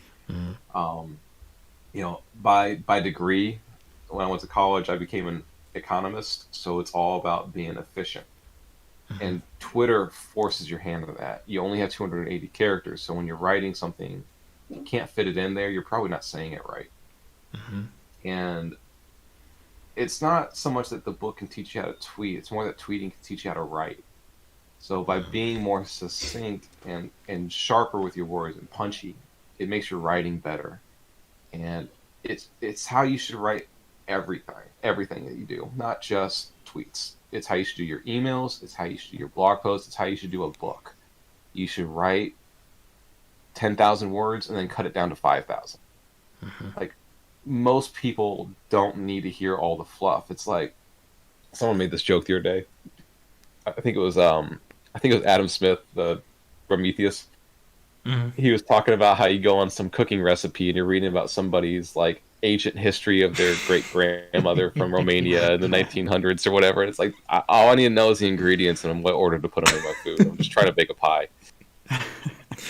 It's also this thing that YouTube guys do. They always start like this video like I don't know, Star Wars explained in 30 seconds, and it's like a 20-minute video. I don't know. It's like, what? I hit the back button. Oh man, but I still have this issue sometimes. It's tough, to be honest, for me at least. Well, yeah, I guess in general. But it's funny because I'm always reminded of who's the guy who wrote Anti-Fragility? What's his name? Talib. Yes, Talib. exactly. Yeah, because while reading this book, and I actually read like 3 of his books, but especially in Anti-Fragility, I read like a third, and then I thought, he's just repeating himself all the time. Yeah. I mean, I totally understood now the concept of Anti-Fragility, like after the first maybe 50 pages. Why is this book like 500 pages? And Jordan Peterson does the same thing. Yes, exactly. He's the same. And this is weird sometimes because, I mean, these books still sell, or these people still sell a lot, but I still think you are better off if you write as concise as possible and make it as short and clean as possible, because it's just easier for people to grasp the concept. And also what I think is, if there is some room for interpretation, this is also great for people, or for the readers rather, so they can make up their own thoughts about the whole topic. So yeah, it's kind of fun when you do it that way. Sometimes you write a tweet like that too, and it's like you look at the comments, it's like, God, it's like these people are replying to different tweets. Yes. Yeah, ambiguous tweets are quite funny because sometimes it's like the weirdest comments, and you're like, this has nothing to do with what I said, but maybe it does. I don't know. It's kind of weird. Yeah, I can't remember what it was. I posted something about something about like attractive people don't wear masks, and like some people took it literally, some people took it figuratively. It was like all over the board. I'm like, this is actually kind of fun to read. Aaron, you can't post something like that, man. Oh man, I know. That's one of those tweets you write, and like you're sitting there looking at your phone, like, should I delete it? Is the engagement worth the risk of getting banned? It is the weird thing these days. I have this as well when I'm typing that tweet, and I think, is this too crazy? Will I get banned for this? I don't know. Sometimes I actually delete them, yes, and then I post them in my Telegram group. But on Twitter, it's kind of crazy. I think once you've grown to like a reasonable size, one of the secrets is to have an outlet for your things that you shouldn't say, but you want to anyway. You know, like whether it's your Telegram group, email, a second Twitter account. You need somewhere where it's like, all right, I can't say this, but I have to. Yeah, Alex, what is like your take on the whole writing thing? Because I think you have done it all. You have like Twitter, you have like those I would say educational books like about manhood, not like fiction, but you have written fiction as well. So basically did it all. What's been like your favorite thing? Do you still enjoy the Twitter, or do you like to like let your thoughts free flowing without caring about the characters for example, in your fictional novels? Funnily enough, even though I've only written one fiction book so far, and it's actually in German, it's not even in English, and this is what I truly enjoyed the most, if I'm being honest with you all guys. Really? Yes, and it's funny because it was also the most tough to write, like the most difficult, obviously, because you have to make sense of the whole story and all the characters and all of it.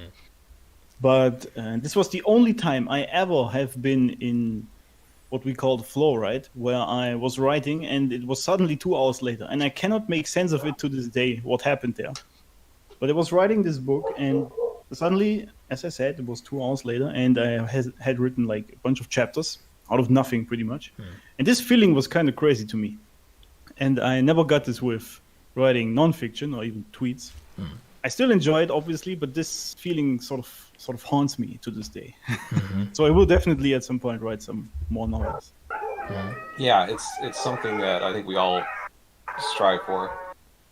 Here, keep talking. I'm going to close my door. So Right, okay. It's like this dog's messing around. All right, we're gonna welcome Ryan's dogs officially to the Red Smoke podcast as well.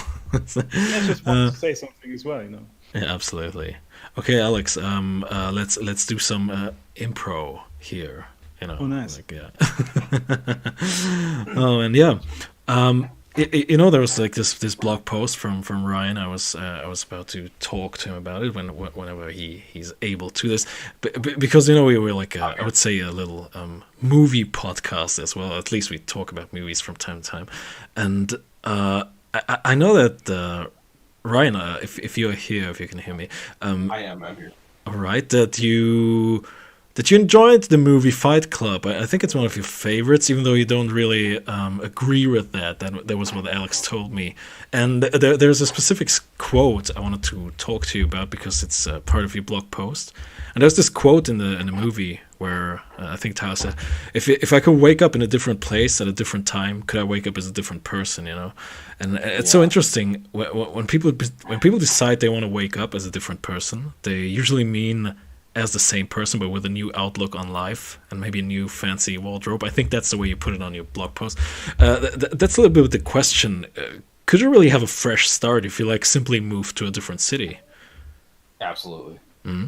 Yeah, definitely. And I think everyone should do it at least once just to experience it. Mm-hmm. You know, I went from when I was younger in college, like wanting to stay home and be near my family and not leave the state. And then the financial collapse happened and that fairy tale ended. And it became suddenly like, I just need a job anywhere. And I did leave. And the neat thing is it lets you grow. Because when you stay around your high school friends, they always treat you the same way. They're going to remember that stupid thing that you said in 5th grade or the dumb thing you did as a freshman. And they're always going to like hold you to that. Whereas if you go to a fresh start, a new place, they don't remember all the dumb things that you used to do. They just remember you for who you are. So it gives you the opportunity to kind of move beyond the dumb things that you did in the past and actually start fresh and to completely, you know, reinvent yourself if you want to. And when you're going from like 18 to 22, like most people are going to kind of reinvent themselves because that's where you kind of shed that old skin of how your parents made you to be into becoming this independent person where you've got this new thing. Like, I remember one of the first Thanksgivings I went back home after like living alone for a year or so, and my family all like made all these weird comments. They're like, why are you wearing big boots like that? I'm like, what do you mean? They're like, I always wore tennis shoes. I'm like, I don't know. I've been going out in the country. I've been hiking a bit, and people just wear boots when you're out doing that kind of stuff. And I was talking about how I bought a gun and I've been kayaking every weekend. And they're like, when did you become a redneck? I'm like, I think I always was one. But it's like when I was like free to do whatever I wanted. I started doing all these things, and I don't know, I like this stuff. So it's it's the more like mundane version of the Fight Club thing, but it's funny. Everyone talks about certain parts of this movie, and that's some line that really stuck with me, and like I don't see a lot of people talk about it. It's strange. I keep bringing up like other quotes. It's like it's a very weird thing. Alex and I had this conversation a few weeks ago about I think 1984 or it was V for Vendetta. I don't remember what it was. And Alex, you probably remember that. It's so funny because nowadays people talk about Fight Club. I don't want to get political or anything, but like leftists claim that the movie belongs to us. You know, it has like communist propaganda in it, and alt-right people say the opposite. They claim the exact same thing. They say no, it actually represents manhood and all this stuff, which I think is a good indicator to show that this movie is actually pretty well written if you can interpret it in so many ways. It's a bit of a Rorschach test, isn't it? Where you can kind of take what you want out of it. Absolutely. Yeah, I've seen the same thing with The Matrix, where the transgender people are claiming that it's their movie now, and I got mad the first time I heard that. I'm like, don't steal this from us. Yes. Then I rewatched it, and I was like, starting to second guess it. I was like, oh no, they've definitely got a point here. But that's the beauty of art, though. Like everyone can look at it and see different pictures, and there's nothing wrong with that. Would you would you like? It might sound weird the way I say it, but would you like approve Fight Club as a movie every man should see? Huh? Absolutely. Mm. Yeah, Mm. but it's not necessarily the problem with Fight Club is most people watch the first half of the movie and ignore the second half Hmm. because the first half of the movie is this like demonization of the soy boy and the glorification of the man that's focused and chiseled and strong and assertive, and they want to be the Tower Durden. They want to stop being the narrator. I can't Yeah. think of his name because he doesn't have one. Yes. And then like the second half of the movie is more or less a deconstruction of that movie where it kind of shows how that if you take this whole masculine thing too far, that you can end up kind of poisoning yourself and poisoning those around you, and it can be dangerous. And really, the whole point of the movie was to achieve that balance between the two halves of the movie, where what they really want you to do is to stop sitting on your couch watching TV and ordering furniture off of IKEA. It's a little dated. I guess it's ordering shit off of Amazon nowadays. Yeah. And to actually go out into the real world and meet a girl and live a decent life. Like that's really, it sounds weird, but that's really what the theme of Fight Club kind of is to like stop sleeping through life, find a purpose, and just settle down with a nice girl. It's a much more quaint theme than you would think. It's actually kind of weird that you actually have to say this, if you think about it. I don't think Because- people understand the movie. I think they're ignoring it willfully or they're just not paying attention to it. And not just the movie, but that you should go out and meet a girl, like in real life. That this is definitely something have to that do is that. crazy these days. It's Yeah. so crazy to me, but it is. Yeah. There's a lot of people now. It's a real problem in Japan with the hikikomori, where these people just stay in their apartments all day, and they find these people dead after being in there for days or weeks. You know, all they do is they sit around and play games and watch porn. There's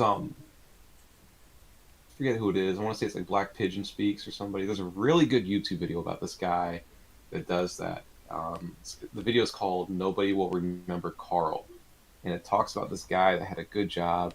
He was making big money, and he just kind of decided that he was gonna, you know, do all the fun things he wanted to do. He was gonna play all the games he wanted to play.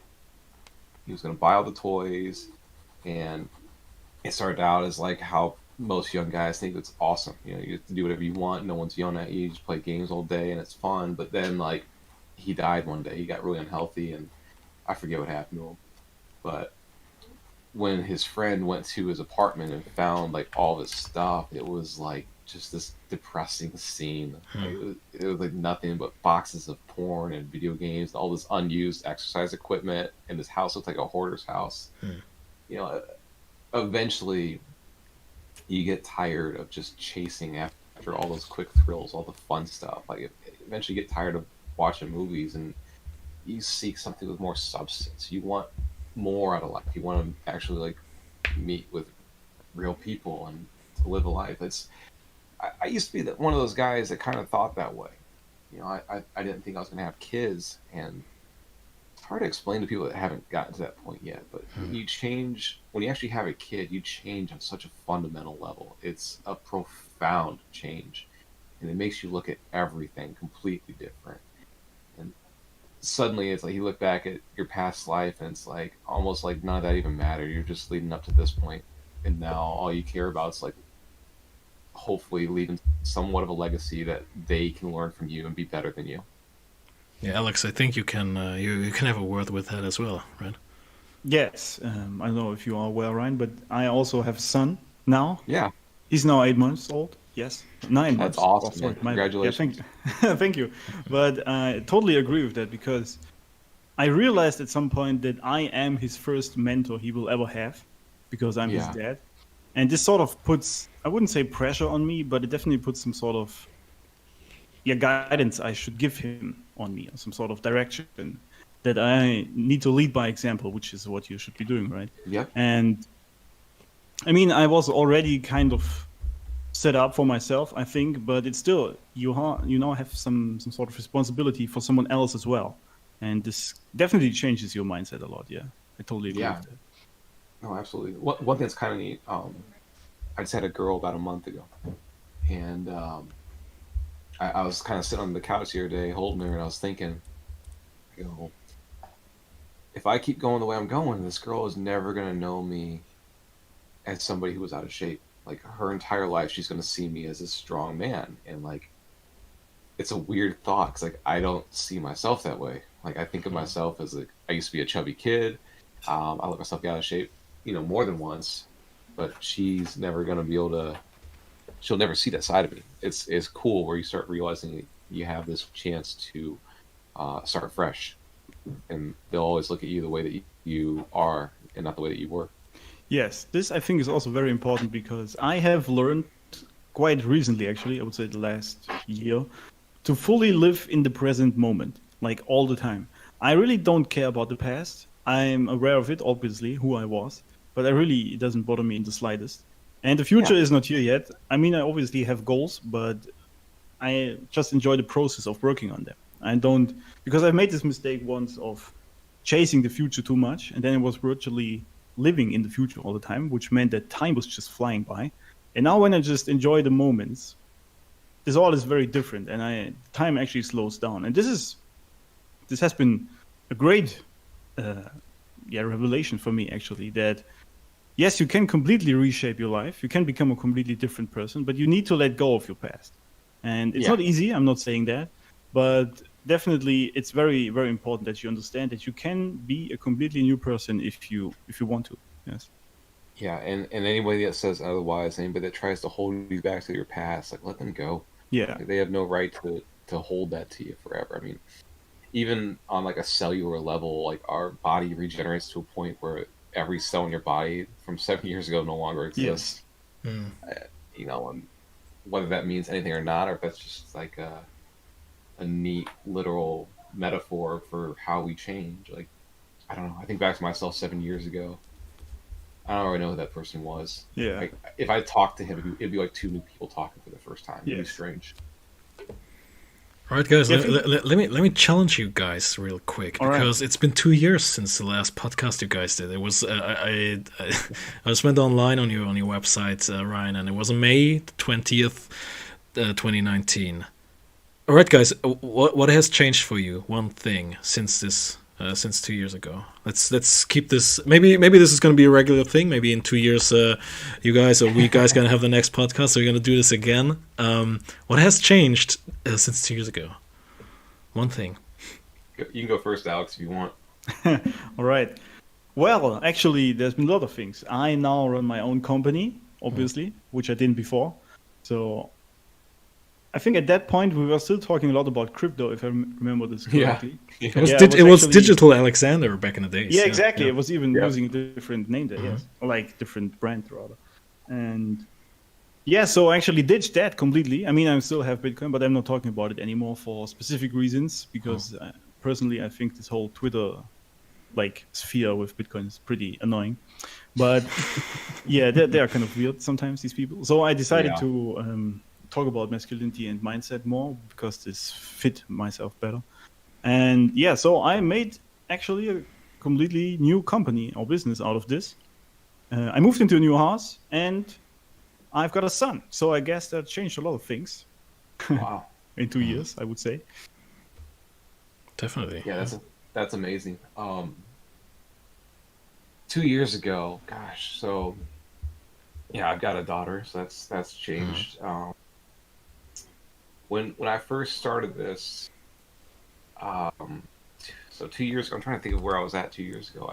I think at that point it was still more of like, I was trying to guide myself, and I was on the path to manliness, and people get upset about that name. Like, what makes you the uber macho, like, guru of manliness? I'm like, dude, it's called Path to Manliness. It doesn't mean I'm there. I'm just trying to figure out where I'm going. And that was kind of how I felt, where I was very imperfect, and I was fixing a lot of things, and I didn't exactly know where I was going. I feel a lot more directed now. I feel like I can actually lead people. I'm still striving. I'm still trying to improve, but like, I actually feel like I have the right to give people advice on how to fix their lives now. And I believe in myself now. Well, yeah, that's great. I just wanted to add, because I think if I remember correctly, when we were talking that time, you just launched your first book, or it was sort of not online for very long, and you were like at, I think, 10K followers or something like that. I don't quite remember it. But about I, right. I remember reading your book, the first one. What's it called again? Reclaim Your Manhood. Yes. Yeah, Fantastic book, by the way, because thank you. Still sells yes, like pretty well, actually. yeah, I can believe that because it's great, and you can tell it's really just your own experiences put into this book. Like if you were talking to your former self, pretty much. Yeah. This is what I really enjoyed about this book, and I remember reading it, and it actually at that point I was on my own sort of self-development journey because before I actually started with this whole masculinity thing, and this book definitely, among others, helped me a lot. So this was definitely a great That's book. awesome. That makes you really happy to hear that. It really does. You're welcome, Yeah. Ryan. Yeah. It was a tough book to write. I was actually writing something else and it wasn't coming together, and then uh, it kind of hit me, the idea of it, and I pumped that book out fast. I wrote it really fast, really hard in about 3 months. I just it was a better way to write. I need to write like that more often, I think. Yeah, I should do the same now that I think of it, because I have been. Yeah, I guess you know how it is. Once you published a bunch of books, you want to write the next one, but then you Yep. start it, and then some other things happen because you run a business, and then Yep. you sort of postpone it. But you should actually just pump it out in one time frame, and then it's done. That's usually much better. Yeah, I agree. It makes for a more cohesive story. Yes. It kind of remind me a little bit of because I keep stumbling upon your blog, Ryan, and one of my favorite Good. posts from you is so can't help it. Gotta be honest. One of my favorite posts from you is I always like this kind of blog post. This 33 lessons I have learned in 33 years. It's always like, okay, I can expect what awaits me there. It's very easy to read type of blog, you know. So I always like those titles, and I like that in blog 31 you said when you're lying on your deathbed you're going to wish you pushed yourself more, like tried new things, created more. Think about this every day. This was the lesson 31. And yeah, it kind of reminded me a little bit. Kind of resonates with the what has happened in the last 2 years, and it's I don't know about you. Do you like face this thought like daily, genuinely, when you're like, okay, I could do more, like Yeah. Yeah. I gotta push myself more harder. In the end, I'm gonna regret if I won't. Yeah, I remember the exact day where this mindset flipped for me. Because I used to be that guy that was kind of risk averse, and I was nervous about doing things, or I would just put it off, like, oh, I'll do this later.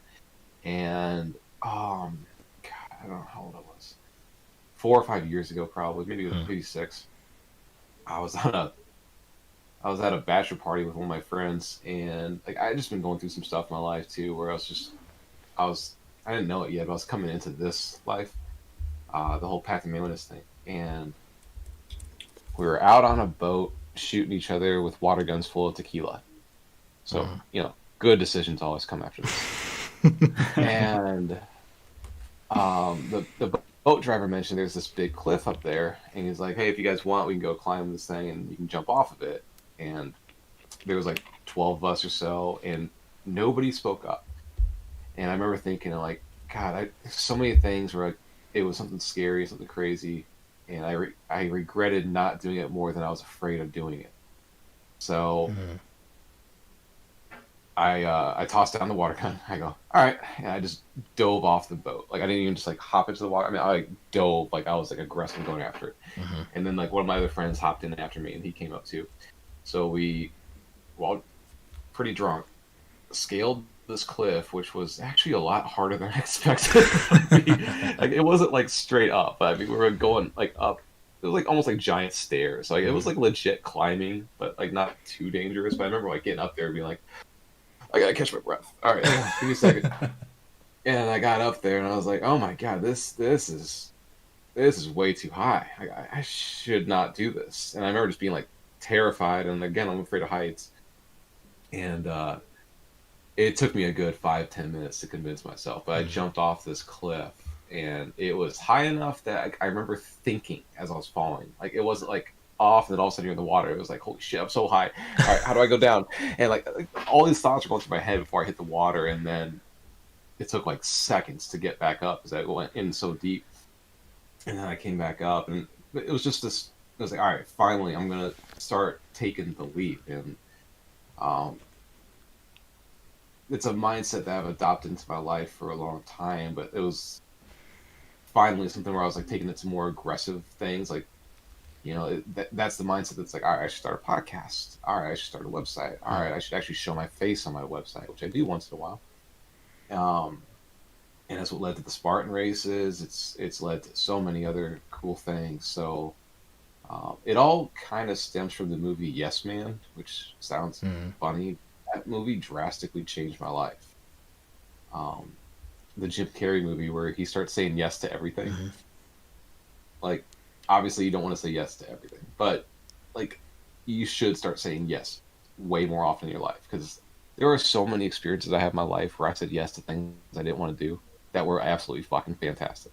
And I can't imagine where my life would have been if I didn't start doing this. That's pretty inspiring right now. It's trying to find words, man. It's I think we went very deep there. Yeah, that's very great. It's it's sometimes what Alex and I are trying to achieve, what you just put there so well with your words. It's kind of a little bit the idea behind our podcast. You're welcome, Ryan, because we're trying to talk about movies and all this stuff, and it's like a form of entertainment, but it's so beautiful when you have like a movie and you can actually, you actually took something out of a movie and you have like kind of sort of applied it to your life, and it has changed your life for the better. That's so interesting, man. Yeah, drastically. Would you say there's like any other? There's been like a similar encounter like with any other movie or something. I think it would fit good. I hope I don't talk too much about movies. It's just like this. We have this movie podcast and it fits very well. Do you have like it sounds weird, but do you have like a similar experience or any movie you would say, yeah, there's a lot I learned from? Other movies that I've learned from, there's other ones. Fight Club was a big one. God, what else? Let's see. There's certain movies that just kind of like inspire me to like work out more. Like whenever I watch like Rocky or Troy, like those always make me want to work out more. Fight Club was big. The Matrix was a big one.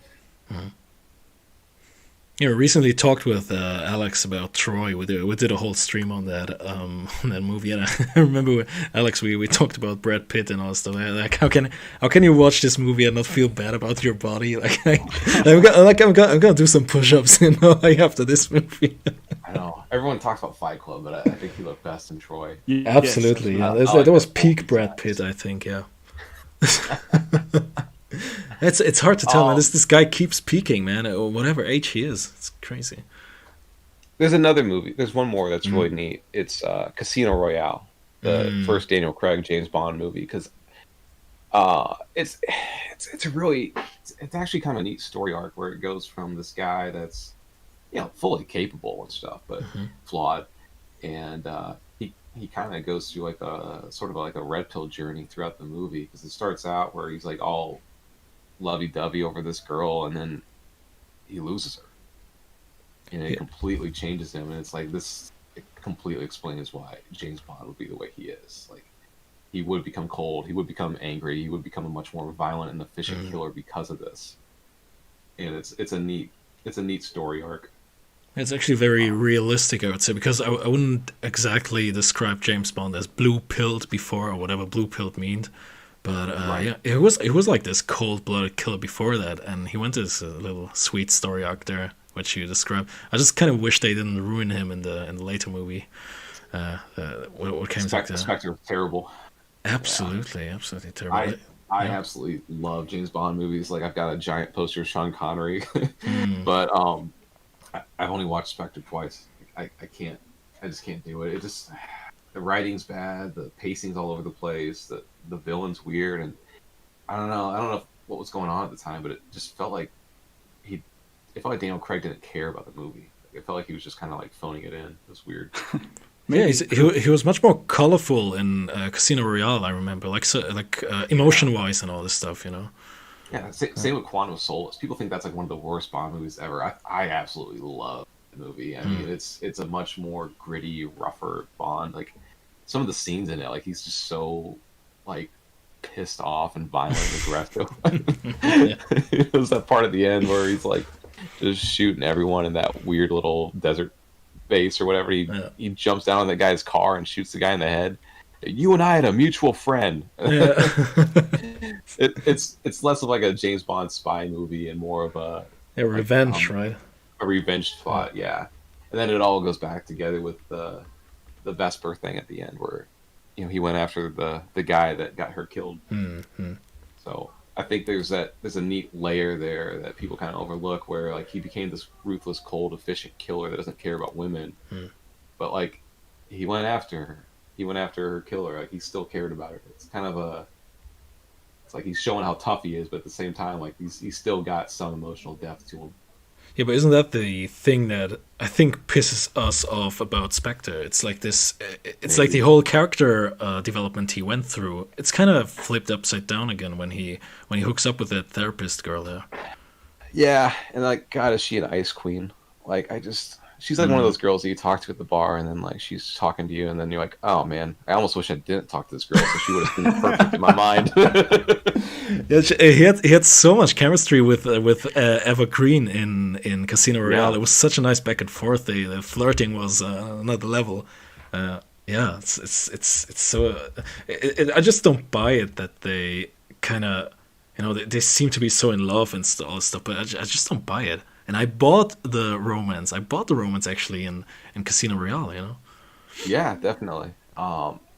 Yeah, I think they're getting to this point now where they're starting to trip over themselves over the ideology and the SJW stuff, where they think we can't let these girls just become some trophy for Bond to claim. Like they have to become a strong, independent character, and it's like, all right, but they don't seem like it. Like, I don't know. Like, what's her name? Gina Carano, when she's in The Mandalorian. Like, they make her into that feminine ideal where she's actually like a strong character, and I look at it, I'm like, yeah, I accept that. She's a beast, she's tough, and she's still a pretty girl. She's got giant arms. But then they put like this ice queen girl who probably weighs 115 pounds and can't bench press that. It's like, come on, like, just why does she have to be like the rival to Bond? Like, that was not the right casting. Yeah, it looks like they're gonna do the same thing with the next Bond movie. Like, whereas, God, I think this new girl, like, I think she shoots Bond. It just looks like they're just trying to emasculate Bond for some reason, and it's like they don't know their target audience. Yeah, it's the same with Star Wars. You have like those nerdy guys who, or I wouldn't exactly say that Star Wars is like a masculine movie series. I wouldn't say that at all. But it's it's like nerdy guys, and they're trying to put in like female indoctrination bullshit in there. It's like it won't work for long. No. These guys, they start like talking about it like it's a good thing. They go on like, oh, she's so brave. That's so awesome to do it. And then like, girls see through that bullshit. Like, guys don't really think that. They don't like it. Most of those guys can't even talk to a girl. That's what they think is brave. Yeah, you also just know this is not their own voice saying that. They've just been told to believe that, and this is what they keep spotting out. That's the real problem, isn't it? They're just parroting the ideas they think that are acceptable. Yeah, because they also think that this will make like women interested in them because they're on their side and all this kind of shit. But if anything, it creeps them out. It is creepy. Yeah, too many guys, like, they do this thing where they want to fit into the mold of what that girl wants, so they try to do whatever she wants and whatever she says, and it comes off as awkward. Like, too many guys are just afraid to, speak up for their own beliefs. Like, girls want that. You see it all the time when people complain, like, oh, my girl can never decide what restaurant to go to. Like, why are you leaving that up to her? Make the decision yourself. If she wants to go somewhere else, she'll let you know. Don't worry. Yeah, I actually gotta speak up for myself here a second. I didn't actually watch any Bond movie after Pierce Brosnan. Really? Damn. What do you think of this guy? Shame on you. You're missing out, man. I would say Casino Royale is quite possibly the best one. I agree with that, actually. Yeah, I agree with that. Oh, wow, better than the Sean Connery ones. Surprisingly, yeah. Yeah. Oh, wow. It's a different Bond. He's much more gritty and tougher, but I don't know. I liked it. I like it better. But definitely stop after Skyfall. Just don't continue after that. Yeah, Skyfall is awesome. It's a nice ending to the whole arc, I think. Yeah. Yeah, I did too. Yeah. I don't know. We got 2 more for some reason. you have this nice mother-son dynamic, I would call it, between him and M. It's so nice the way it concludes, and So I take it you're not really looking forward to Bond 25, aren't you? I mean, I'll definitely go watch it. I love Bond movies, but I'm nervous about it. It just seems like they're gonna. I don't know. I could be wrong, but whatever. It's just a movie. Sure. So Alex, definitely. I think Ryan and I would definitely recommend check out the Daniel Craig era. I'll go out on a limb here and say that you should watch Casino Royale and Quantum of Solace in one viewing. Like, I would watch them together. Mm-hmm. All right. Okay. Yeah, we'll definitely watch them. I mean, actually, I don't even know why I didn't so far. Just never happened. I don't know.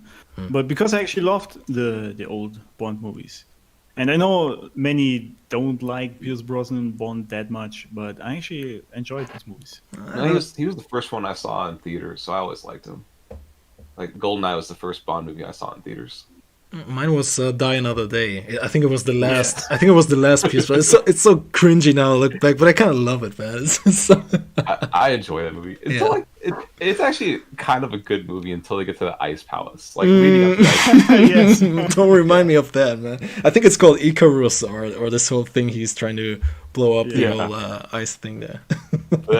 that part where like they run into Madonna at that castle or whatever, and then he gets into a sword fight with the other guy, and they keep getting like bigger swords. Like, that's one of those scenes where girls will watch, like, this is a stupid movie, and you're just sitting there grinning. You're like, yeah, totally, that was definitely dumb. But it's so like over the top, ridiculous Bond where they stop caring. Yeah, but this is what I sort of enjoyed about it, to be honest, because it was just. I like that movie. Yeah, it was just kind of crazy, but it still was fun to watch. I mean, obviously it's a completely man's movie. No woman would ever enjoy it. I don't think so. But yeah, it was fun as well. The funny thing also is when I think back about Sean Connery doing Bond. Sean Connery, I'm always reminded of this interview he had with this woman. I don't know if you guys know what I mean. So. Yeah. It was like about slapping, right? Yes, exactly, slapping women. This was so funny to watch it. I just truly enjoyed this interview. Because this girl was just so times confused. In the movies too. Like, there's one scene in I want to say it's Goldfinger where this girl comes up to him and he's talking to some other guy and she like says something like, "What did you say?" And he turns her around and slaps her on the butt. She goes, "Go away, dear. Men are talking." The tone of Bond movies have shifted a little bit over the years. A little bit. Yeah. I think it's not going to happen again soon. I think. Like now there's this tweet. Someone tweeted out a few months ago because there was like this huge rumor about the title of Bond 25. It was like Bond, the spy who loved me with respect. It's like it's gonna be a good one. I think it would be fitting. Oh, that's awesome. Oh man. Yeah, it'll be interesting where that series goes. I think they're lost. Yeah, it doesn't matter who they cast. I think it's the script and all the agenda behind that. Do you see like Hollywood in a huge crisis nowadays? Yeah, well, I think the Oscars might have been a wake-up call to them, which maybe not. Maybe there was like Oscars is for the movies, right? Yeah. Yes. Yeah, Emmys is TV. So yeah, I mean there was like hardly any movies got released last year anyway. So like, why would you watch it? But I don't know if you saw, but their Oscar viewings were like an all-time low, like by far, like not even close. So maybe they're starting to realize it, but I don't know. I think those people are so far up their own ass that they'll just assume that we're wrong. Yeah, of course. I mean, you are very wrong. The children are wrong. Yeah, ironically, it kind of started, I think, with I actually love Leonardo DiCaprio, but I think it kind of started with his Oscar acceptance speech where I still remember it because I was watching it live and he was talking about like climate change and all that for 5 minutes and something. And since then, it was kind of like permission to the other people that, okay, if he can do it, I think I can do it as well. And then everybody accept this Oscar and kind of starts to whine about something, some kind of injustice, it kind of shifts the whole thing away from what actually matters there, which is movies. And I think it's really sad because nowadays with the whole COVID thing, I think the entertainment industry it's kind of like their job, you know. We're kind of like stuck at home, and you know, that's exactly the time where I would expect the entertainment industry to be like, you know, to be there for us and to entertain us, so to speak, you know, as creepy as it sounds, but yeah. Yeah, no, exactly. This is the perfect time for them to do something, and it'd have been the right time for a movie like, you know, Mortal Kombat or Kong and Godzilla. Like I watched that the other day with my kids, and I was like, "This is so dumb. It's exactly what I wanted." You know, it was fun. But yeah, they're tripping over their own feet, trying to push some agenda because they want to feel like they're doing meaningful stuff. Which, whatever, they have the right to do it. It's just it feels formulaic to me, where instead of like trying to push like one unique idea or something interesting, like let's say the Matrix actually was about transgenders, whatever. Like, that was awesome. If that's how they're going to do it, I will watch those movies. I have no problem with that's the agenda if they can put together a good movie, because you can get other stuff out of it. Whereas now it's more like the last Star Wars movie, for example, was so on the nose, and like you just expected it to be that way. It's like, oh, let me guess, Rey's going to save everyone.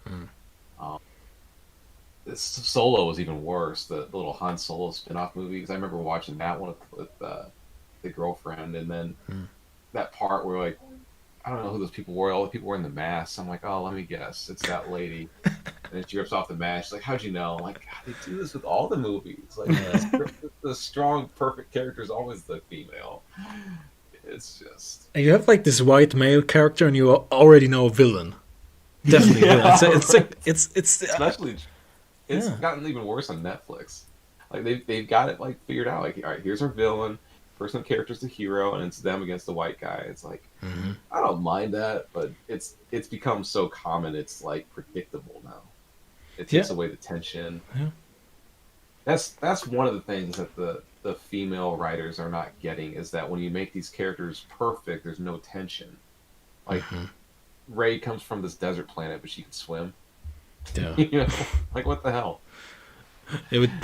Alex and I did a whole stream on how women changed in cinema. I think it was episode 2. It was pretty in the beginning. Oh yeah, right. Yeah, and we recently talked about it again, because I think it's the beautiful thing about a woman is also that she's like able to express or experience emotions in a whole broader spectrum than men, and it's such a beautiful thing, you know. This caring nature of women that they have, and there were actually pretty few good movies in the 80s and 90s. I'm calling Aliens and Terminator and all this stuff. I was just thinking of Linda Hamilton in Terminator, where she was like this, like a Barbie doll in the first one, and then I remember as a kid watching the second one, and it's the same girl. I'm like, no, it's not. It's a different girl. No, she got like really good shape. I'm like, that's amazing. And I totally buy that. It's in character still.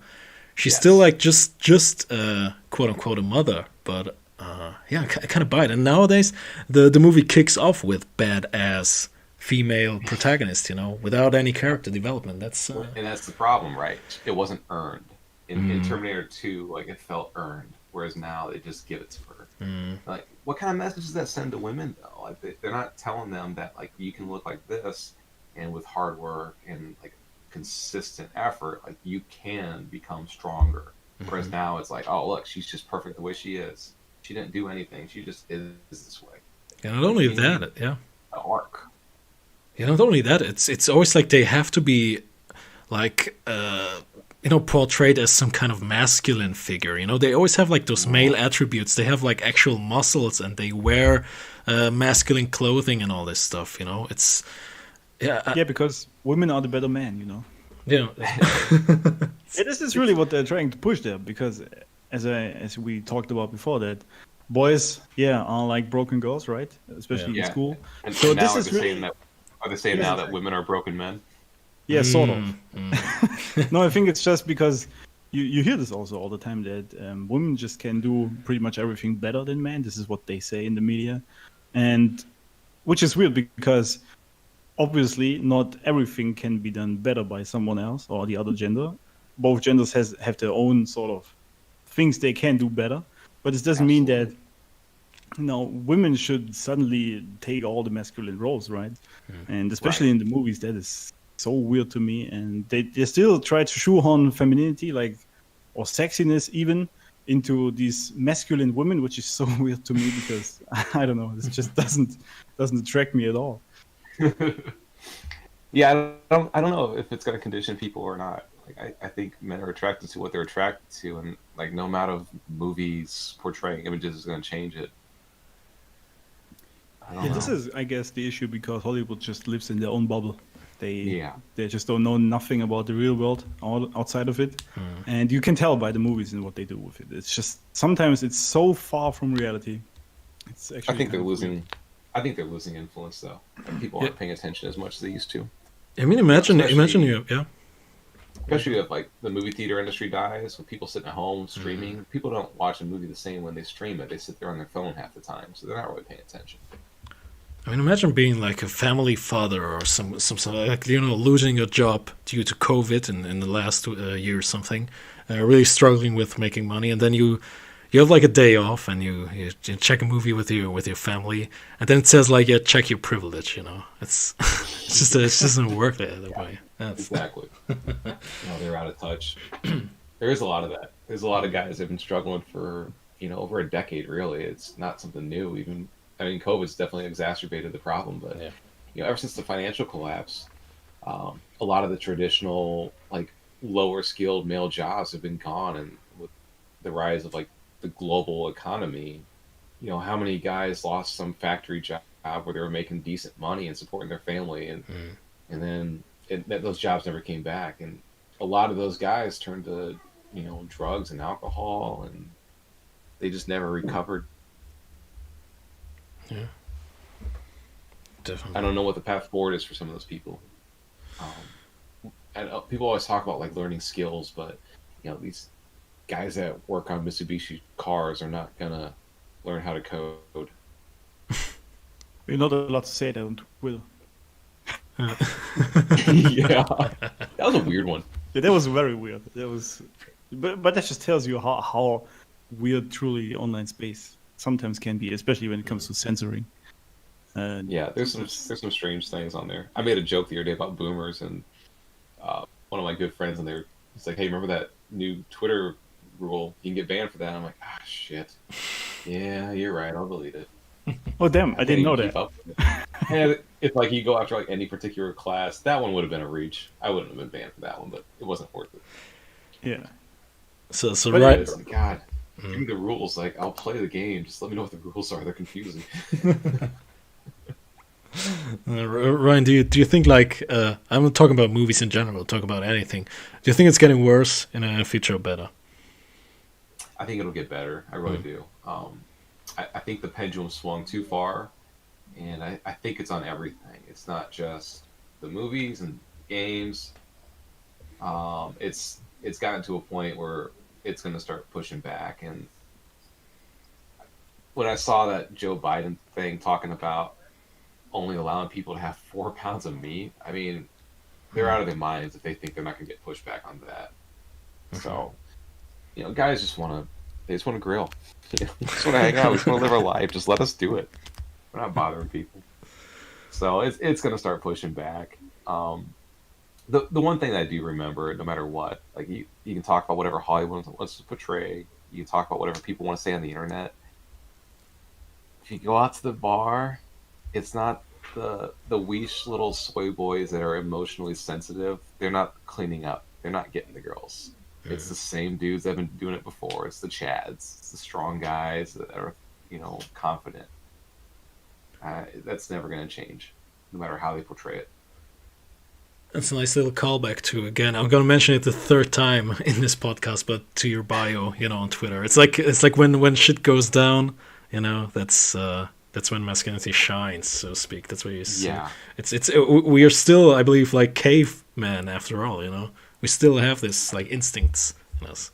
You still see it. You still see like a woman walking down the street with her boyfriend. They're both wearing masks, and they see a guy that's not wearing a mask, and she's attracted to him.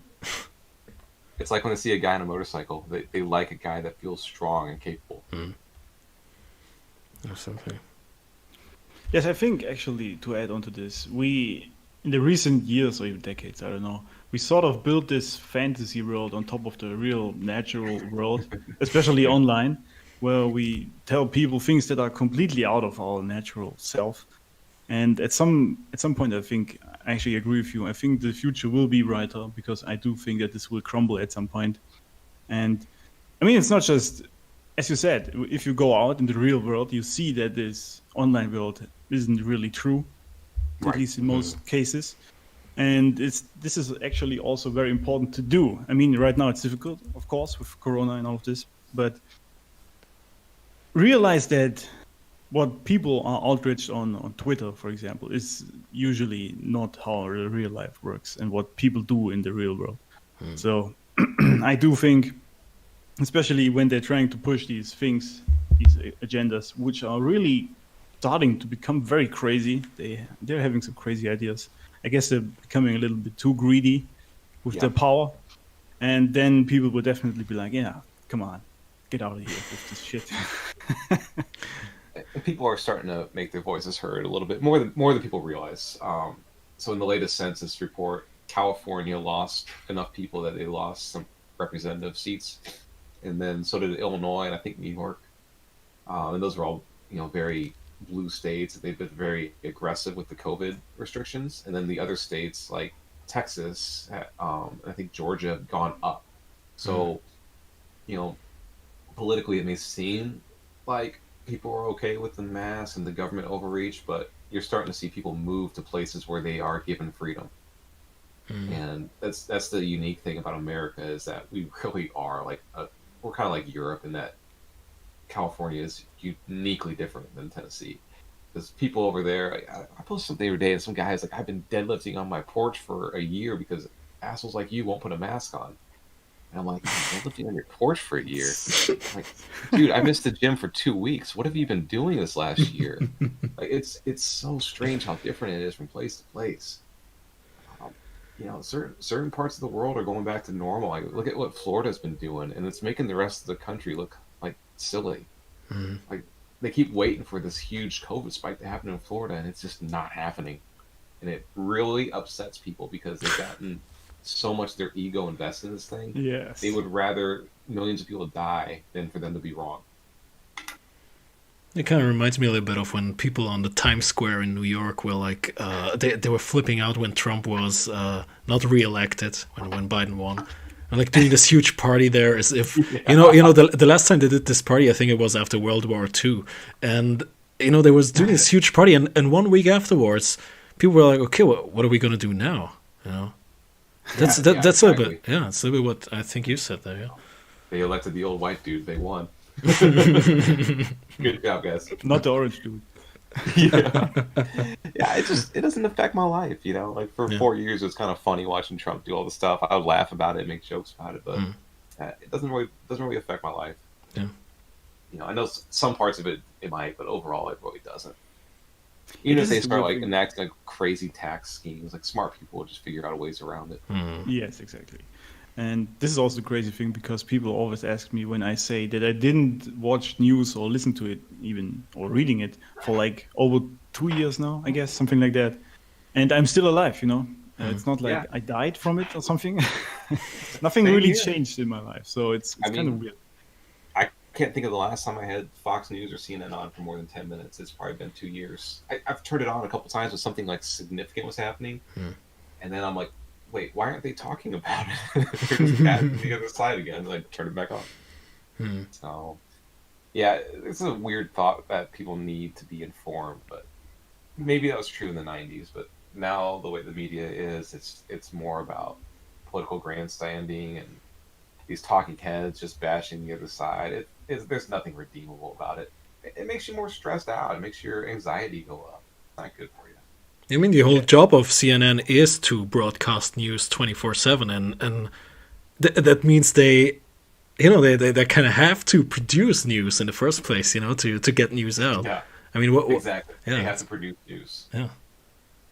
That's it right there. It's kind Yes, of the ironic. whole setup of this thing is completely wrong if you think about it. The media in general, not only that they have to make money actually, because obviously they have to. They are companies, so they have to sell their news, Yeah. which means they have to make them as triggering as possible, so people actually buy their like papers or whatever, or even watching the channels. And Yeah. this in and of itself is just wrong because they're actually designed in the original sense to just inform people. But you cannot inform people if there is money involved. So this whole thing is just based on the wrong foundation. Yeah. I don't really follow this stuff much, but my dad was telling me that O'Reilly's claimed that they're all pretty much dying. Like all the media giants are dying. So Yeah. it'll all turn into like there'll be Twitter journalists and there'll be guys that are independent. Like I think O'Reilly's kind of got like the Twitter guru style where he's got some sort of a monthly newsletter you can subscribe to or something like that. So that's probably the future. I think as much as we like make jokes about boomers and all this stuff, but I think it's the last generation that is still like watching news itself. It's Alex. I don't know. Alex, I don't know with who was it that we talked about this. I think it was with Life Math Money when he said that kids nowadays they don't watch news anymore. I'm talking like TikTok generation kids. Yeah, even the millennials. Like I remember there was like some big story talking about how millennial kids got their news from what's that Comedy Central channel show? John Oliver. Yeah. Oh yeah. Like most of the kids get their news from that Comedy Central show, and like that's satire. It's not really news. Yes, exactly. But wait, are you saying CNN is like real news? Yeah, exactly. It was once. It really was. Yeah. Yeah. It's kind of fallen apart over the years. Yeah, but if you look at it also, I mean, have you ever like recently checked out one of these media outlets online, like a written form? I don't even know. Someone sent me a screenshot. I didn't actually watch or check the whole website. I don't remember what it was. Maybe it was CNN. I don't know. But if you go onto their website, it's actually plastered with commercials. You cannot actually read the real article because there are 500 pop-ups and like tons of ads everywhere. And I was like, how are they so behind in understanding how the internet works that nobody reads this? It's just constantly shit popping up. People hate that. It's annoying. And why do they not understand that this doesn't work? And they are just desperate to get money somehow with their outlets because they are, pretty much dying. Yeah, that's exactly what it is. All the media outlets they do this thing where their ratings start dropping, so they have to produce more outrageous stories that are more clickbaity, and it helps their viewership go up short term, but then they lose their long term viewers because they're turning away the people that like the traditional news, and it's become this thing where they've done that for so long now. It's become like a bit of a joke. Yeah, I think it was again. Nothing important on here. I just pulled up CNN and Fox News, and both of them have like absolutely nothing important. Yeah. It's not how we're supposed to pay attention. We're not supposed to pay attention to the whole world. We're supposed to look at Dunbar's number, right? 150 people is the number of people that were typically in a human tribe. So if you look at your own community and just look at the local news, I think that's okay. Yeah. That's way more relevant to you than what's happening in Washington, D.C. or Portland. I don't care about Portland. It doesn't matter to me. I mean, it's also that if you look at... I care about places like that. Yes. If you also look at like these news all the time, like virtually daily, and they are always designed to be outrageous and negative because negative emotions just trigger you more, then obviously this shapes your state of mind, right? If there's constantly bad things happening around the world, which there are, naturally, but you're usually not supposed to know about this all the time. But if you do, then your mindset is just negative, and your outlook on life, the world, people is just negative. And this, how does this produce positive results in your own life? It's just what you consume shapes your life, right? So what you consume shapes your life. That's huge. So if you can detach yourself from it and like walk away, you can see what's going on, especially as you get older. Like I remember a few years ago, there was like all these like ISIS training camps in Mexico and Arizona, but either the training went poorly or they didn't exist. Nothing materialized from them. And then you know, back in the 90s, it was like this big fear that video games like Doom and Quake were breeding all these school shooters. But, Oh yeah. you know, if that was a real problem, the amount of kids that played video games, oh my God, look out. And then in the 80s, you had the whole Satanic Panic, which really was just talking about Dungeons and Dragons, because the kids used to play that game, and these uninformed parents thought that they were like worshiping Satan. You know, it's just a lot of times it's just somebody finds a story that scares them, and they take it too far. I think this went from macro to micro cycles. You know, when it comes, I think that's what we mentioned earlier. You know, those trends on Twitter. It's almost like a trend. You know, I remember when the whole 9/11 thing was going on. You know, and then it was like the whole Iraq war. It was like a trend in some way. You know, we have like 1 year where you have like a new enemy you can focus on, and then afterwards you have like a new enemy, and it goes on and on. You always have to have like something. It's almost like as if the basic human need, you know, we always need some kind of drama going on. Well, Sebastian Younger talks about that in his book Tribe, where people actually tend to be better when there's struggle and real life problems going on. You know, a lot of people were actually, they felt closer to their community and happier when they were living in the tunnels under London while the Luftwaffe were bombing above. Mm-hmm. Yeah, I can believe that. Kind of makes sense, because it's you know, it's a question: why are tears selling so well? You know, it's always like those reaction videos on YouTube where it's like, oh, I was crying out loud when I was watching like Avengers trailers, or I don't know, whatever. You know, it's always like those things that gets the most clicks, isn't it? Yeah, it is. Yeah, definitely. What I also noticed recently, I know what you guys think about it, when I was, it might sound trivial, but I was searching for a new phone wallpaper. And if you go through these popular sections, it's actually very depressing. Yeah. And I think this sort of reflects the state of people, to be honest. Like, these images, this is what they put on their phone, which they check like all day, every day. Mm-hmm. And if it's something very negative or even like sad, depressing, this sort of reflects their state of mind. And I think people, like many people these days, and it's not just because of COVID, I think just in general with their life unfolding, most people sort of don't like it, just in general. And this is weird to me because, again, what you consume shapes your reality, right? So it is actually completely up to you to change your life. Mm-hmm. And if you even have like little details like these negative things on your phone or even your desktop wallpaper, I don't know, then how do you think that this will ever change to something positive? Mm-hmm. Yeah, I don't know what absolutely. you guys think of this whole thing. No, I think that's powerful. Life Math Money was talking about that with music. It's like, stop listening to weak music or soy music. I forget how he said it. You know, and I've got 5,000 songs in my Spotify playlist that have life, but like every once in a while we listen to something, I'm like, what is this weak shit? Like, 'cause I have a habit of like not listening to the words, and I'll just like the music in it, and then I'll listen to it, and I'm like, dude, this song is weird. I'm like, but there's like this subconscious programming going on, and you do it with, you know, your phone wallpaper that you're seeing like 100 times a day probably. You do it with the music you listen to. You do it with the news if that's what you're watching. You know, I've surrounded myself with all sorts of positive influences, and you know, one of the things that most people don't really get is when you have an account on Twitter as big as this is, negativity will come find you. Yeah. So when people start lashing out and they're people that I don't know, I just block them. Like, I don't need that in my life. You're a distraction for the people I want to help. So I think people, they think of themselves as being super tough, and they don't want to protect their own mental sanity because they tell themselves they're strong enough that they can handle it. But it's like, look, I may be strong enough to fight someone, but it doesn't mean I'm going to go out there looking for a fight. Like, why would you want to welcome this into your life? Just get it out. Yeah, this is also the key. Like, men, or people rather, who are worst in actual fighting, like they do real fighting sports, they never seek fights. They actually try to avoid it because they know how powerful it is. And, yeah, and there's implications definitely a random element there that people downplay. Like, I mean, if you turn on the UFC, like, there's some fights that like you would never expect it to go that way, but all it takes is that one hit sometimes.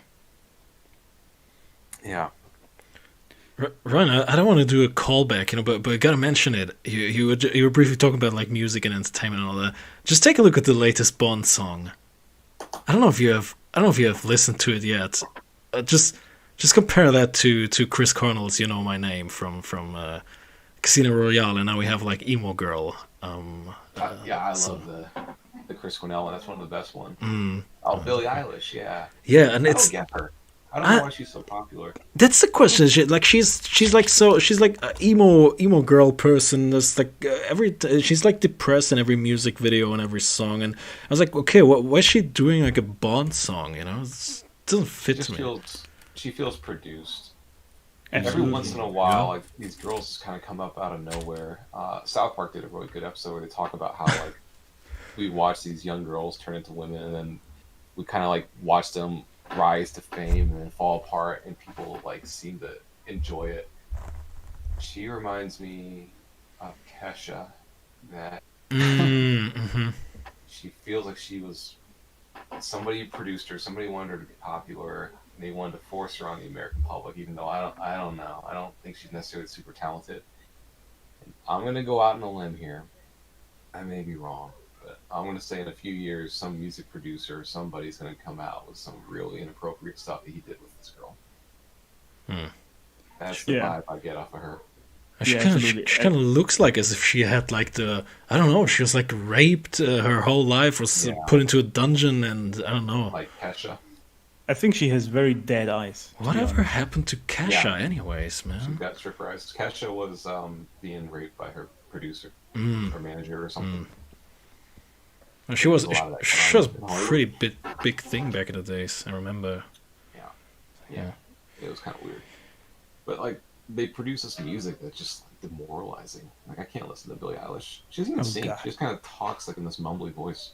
Yeah. Yes, it's so weird. And it's weird because I feel like she actually could have a good voice if she sang, but she just kind of mumbles with no energy. It's weird. Why do you think that is? That people like are drawn to stuff like that? You know, like this depressing, mumbling stuff. Huh? I think people are kind of depressed, and they can relate to it.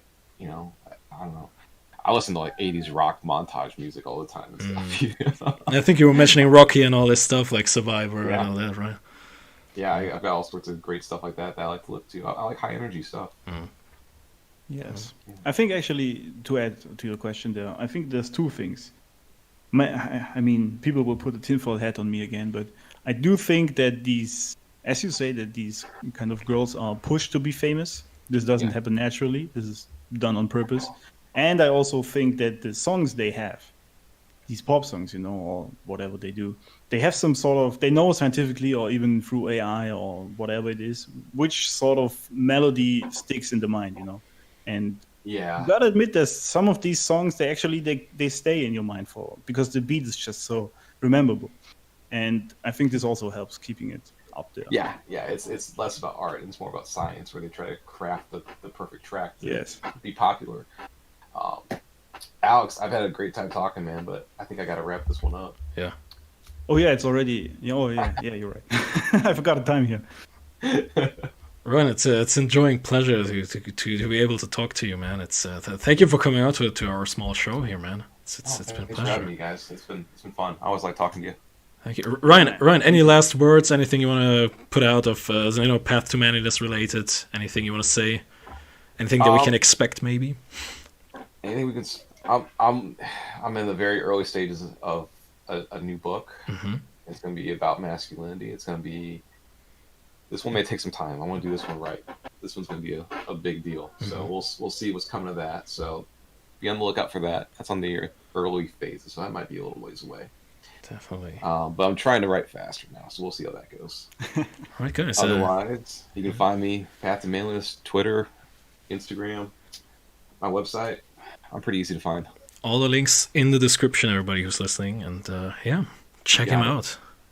Awesome. Excellent. Thanks, guys. Thanks for having me. This was great. All right, thank you. Thank you, man.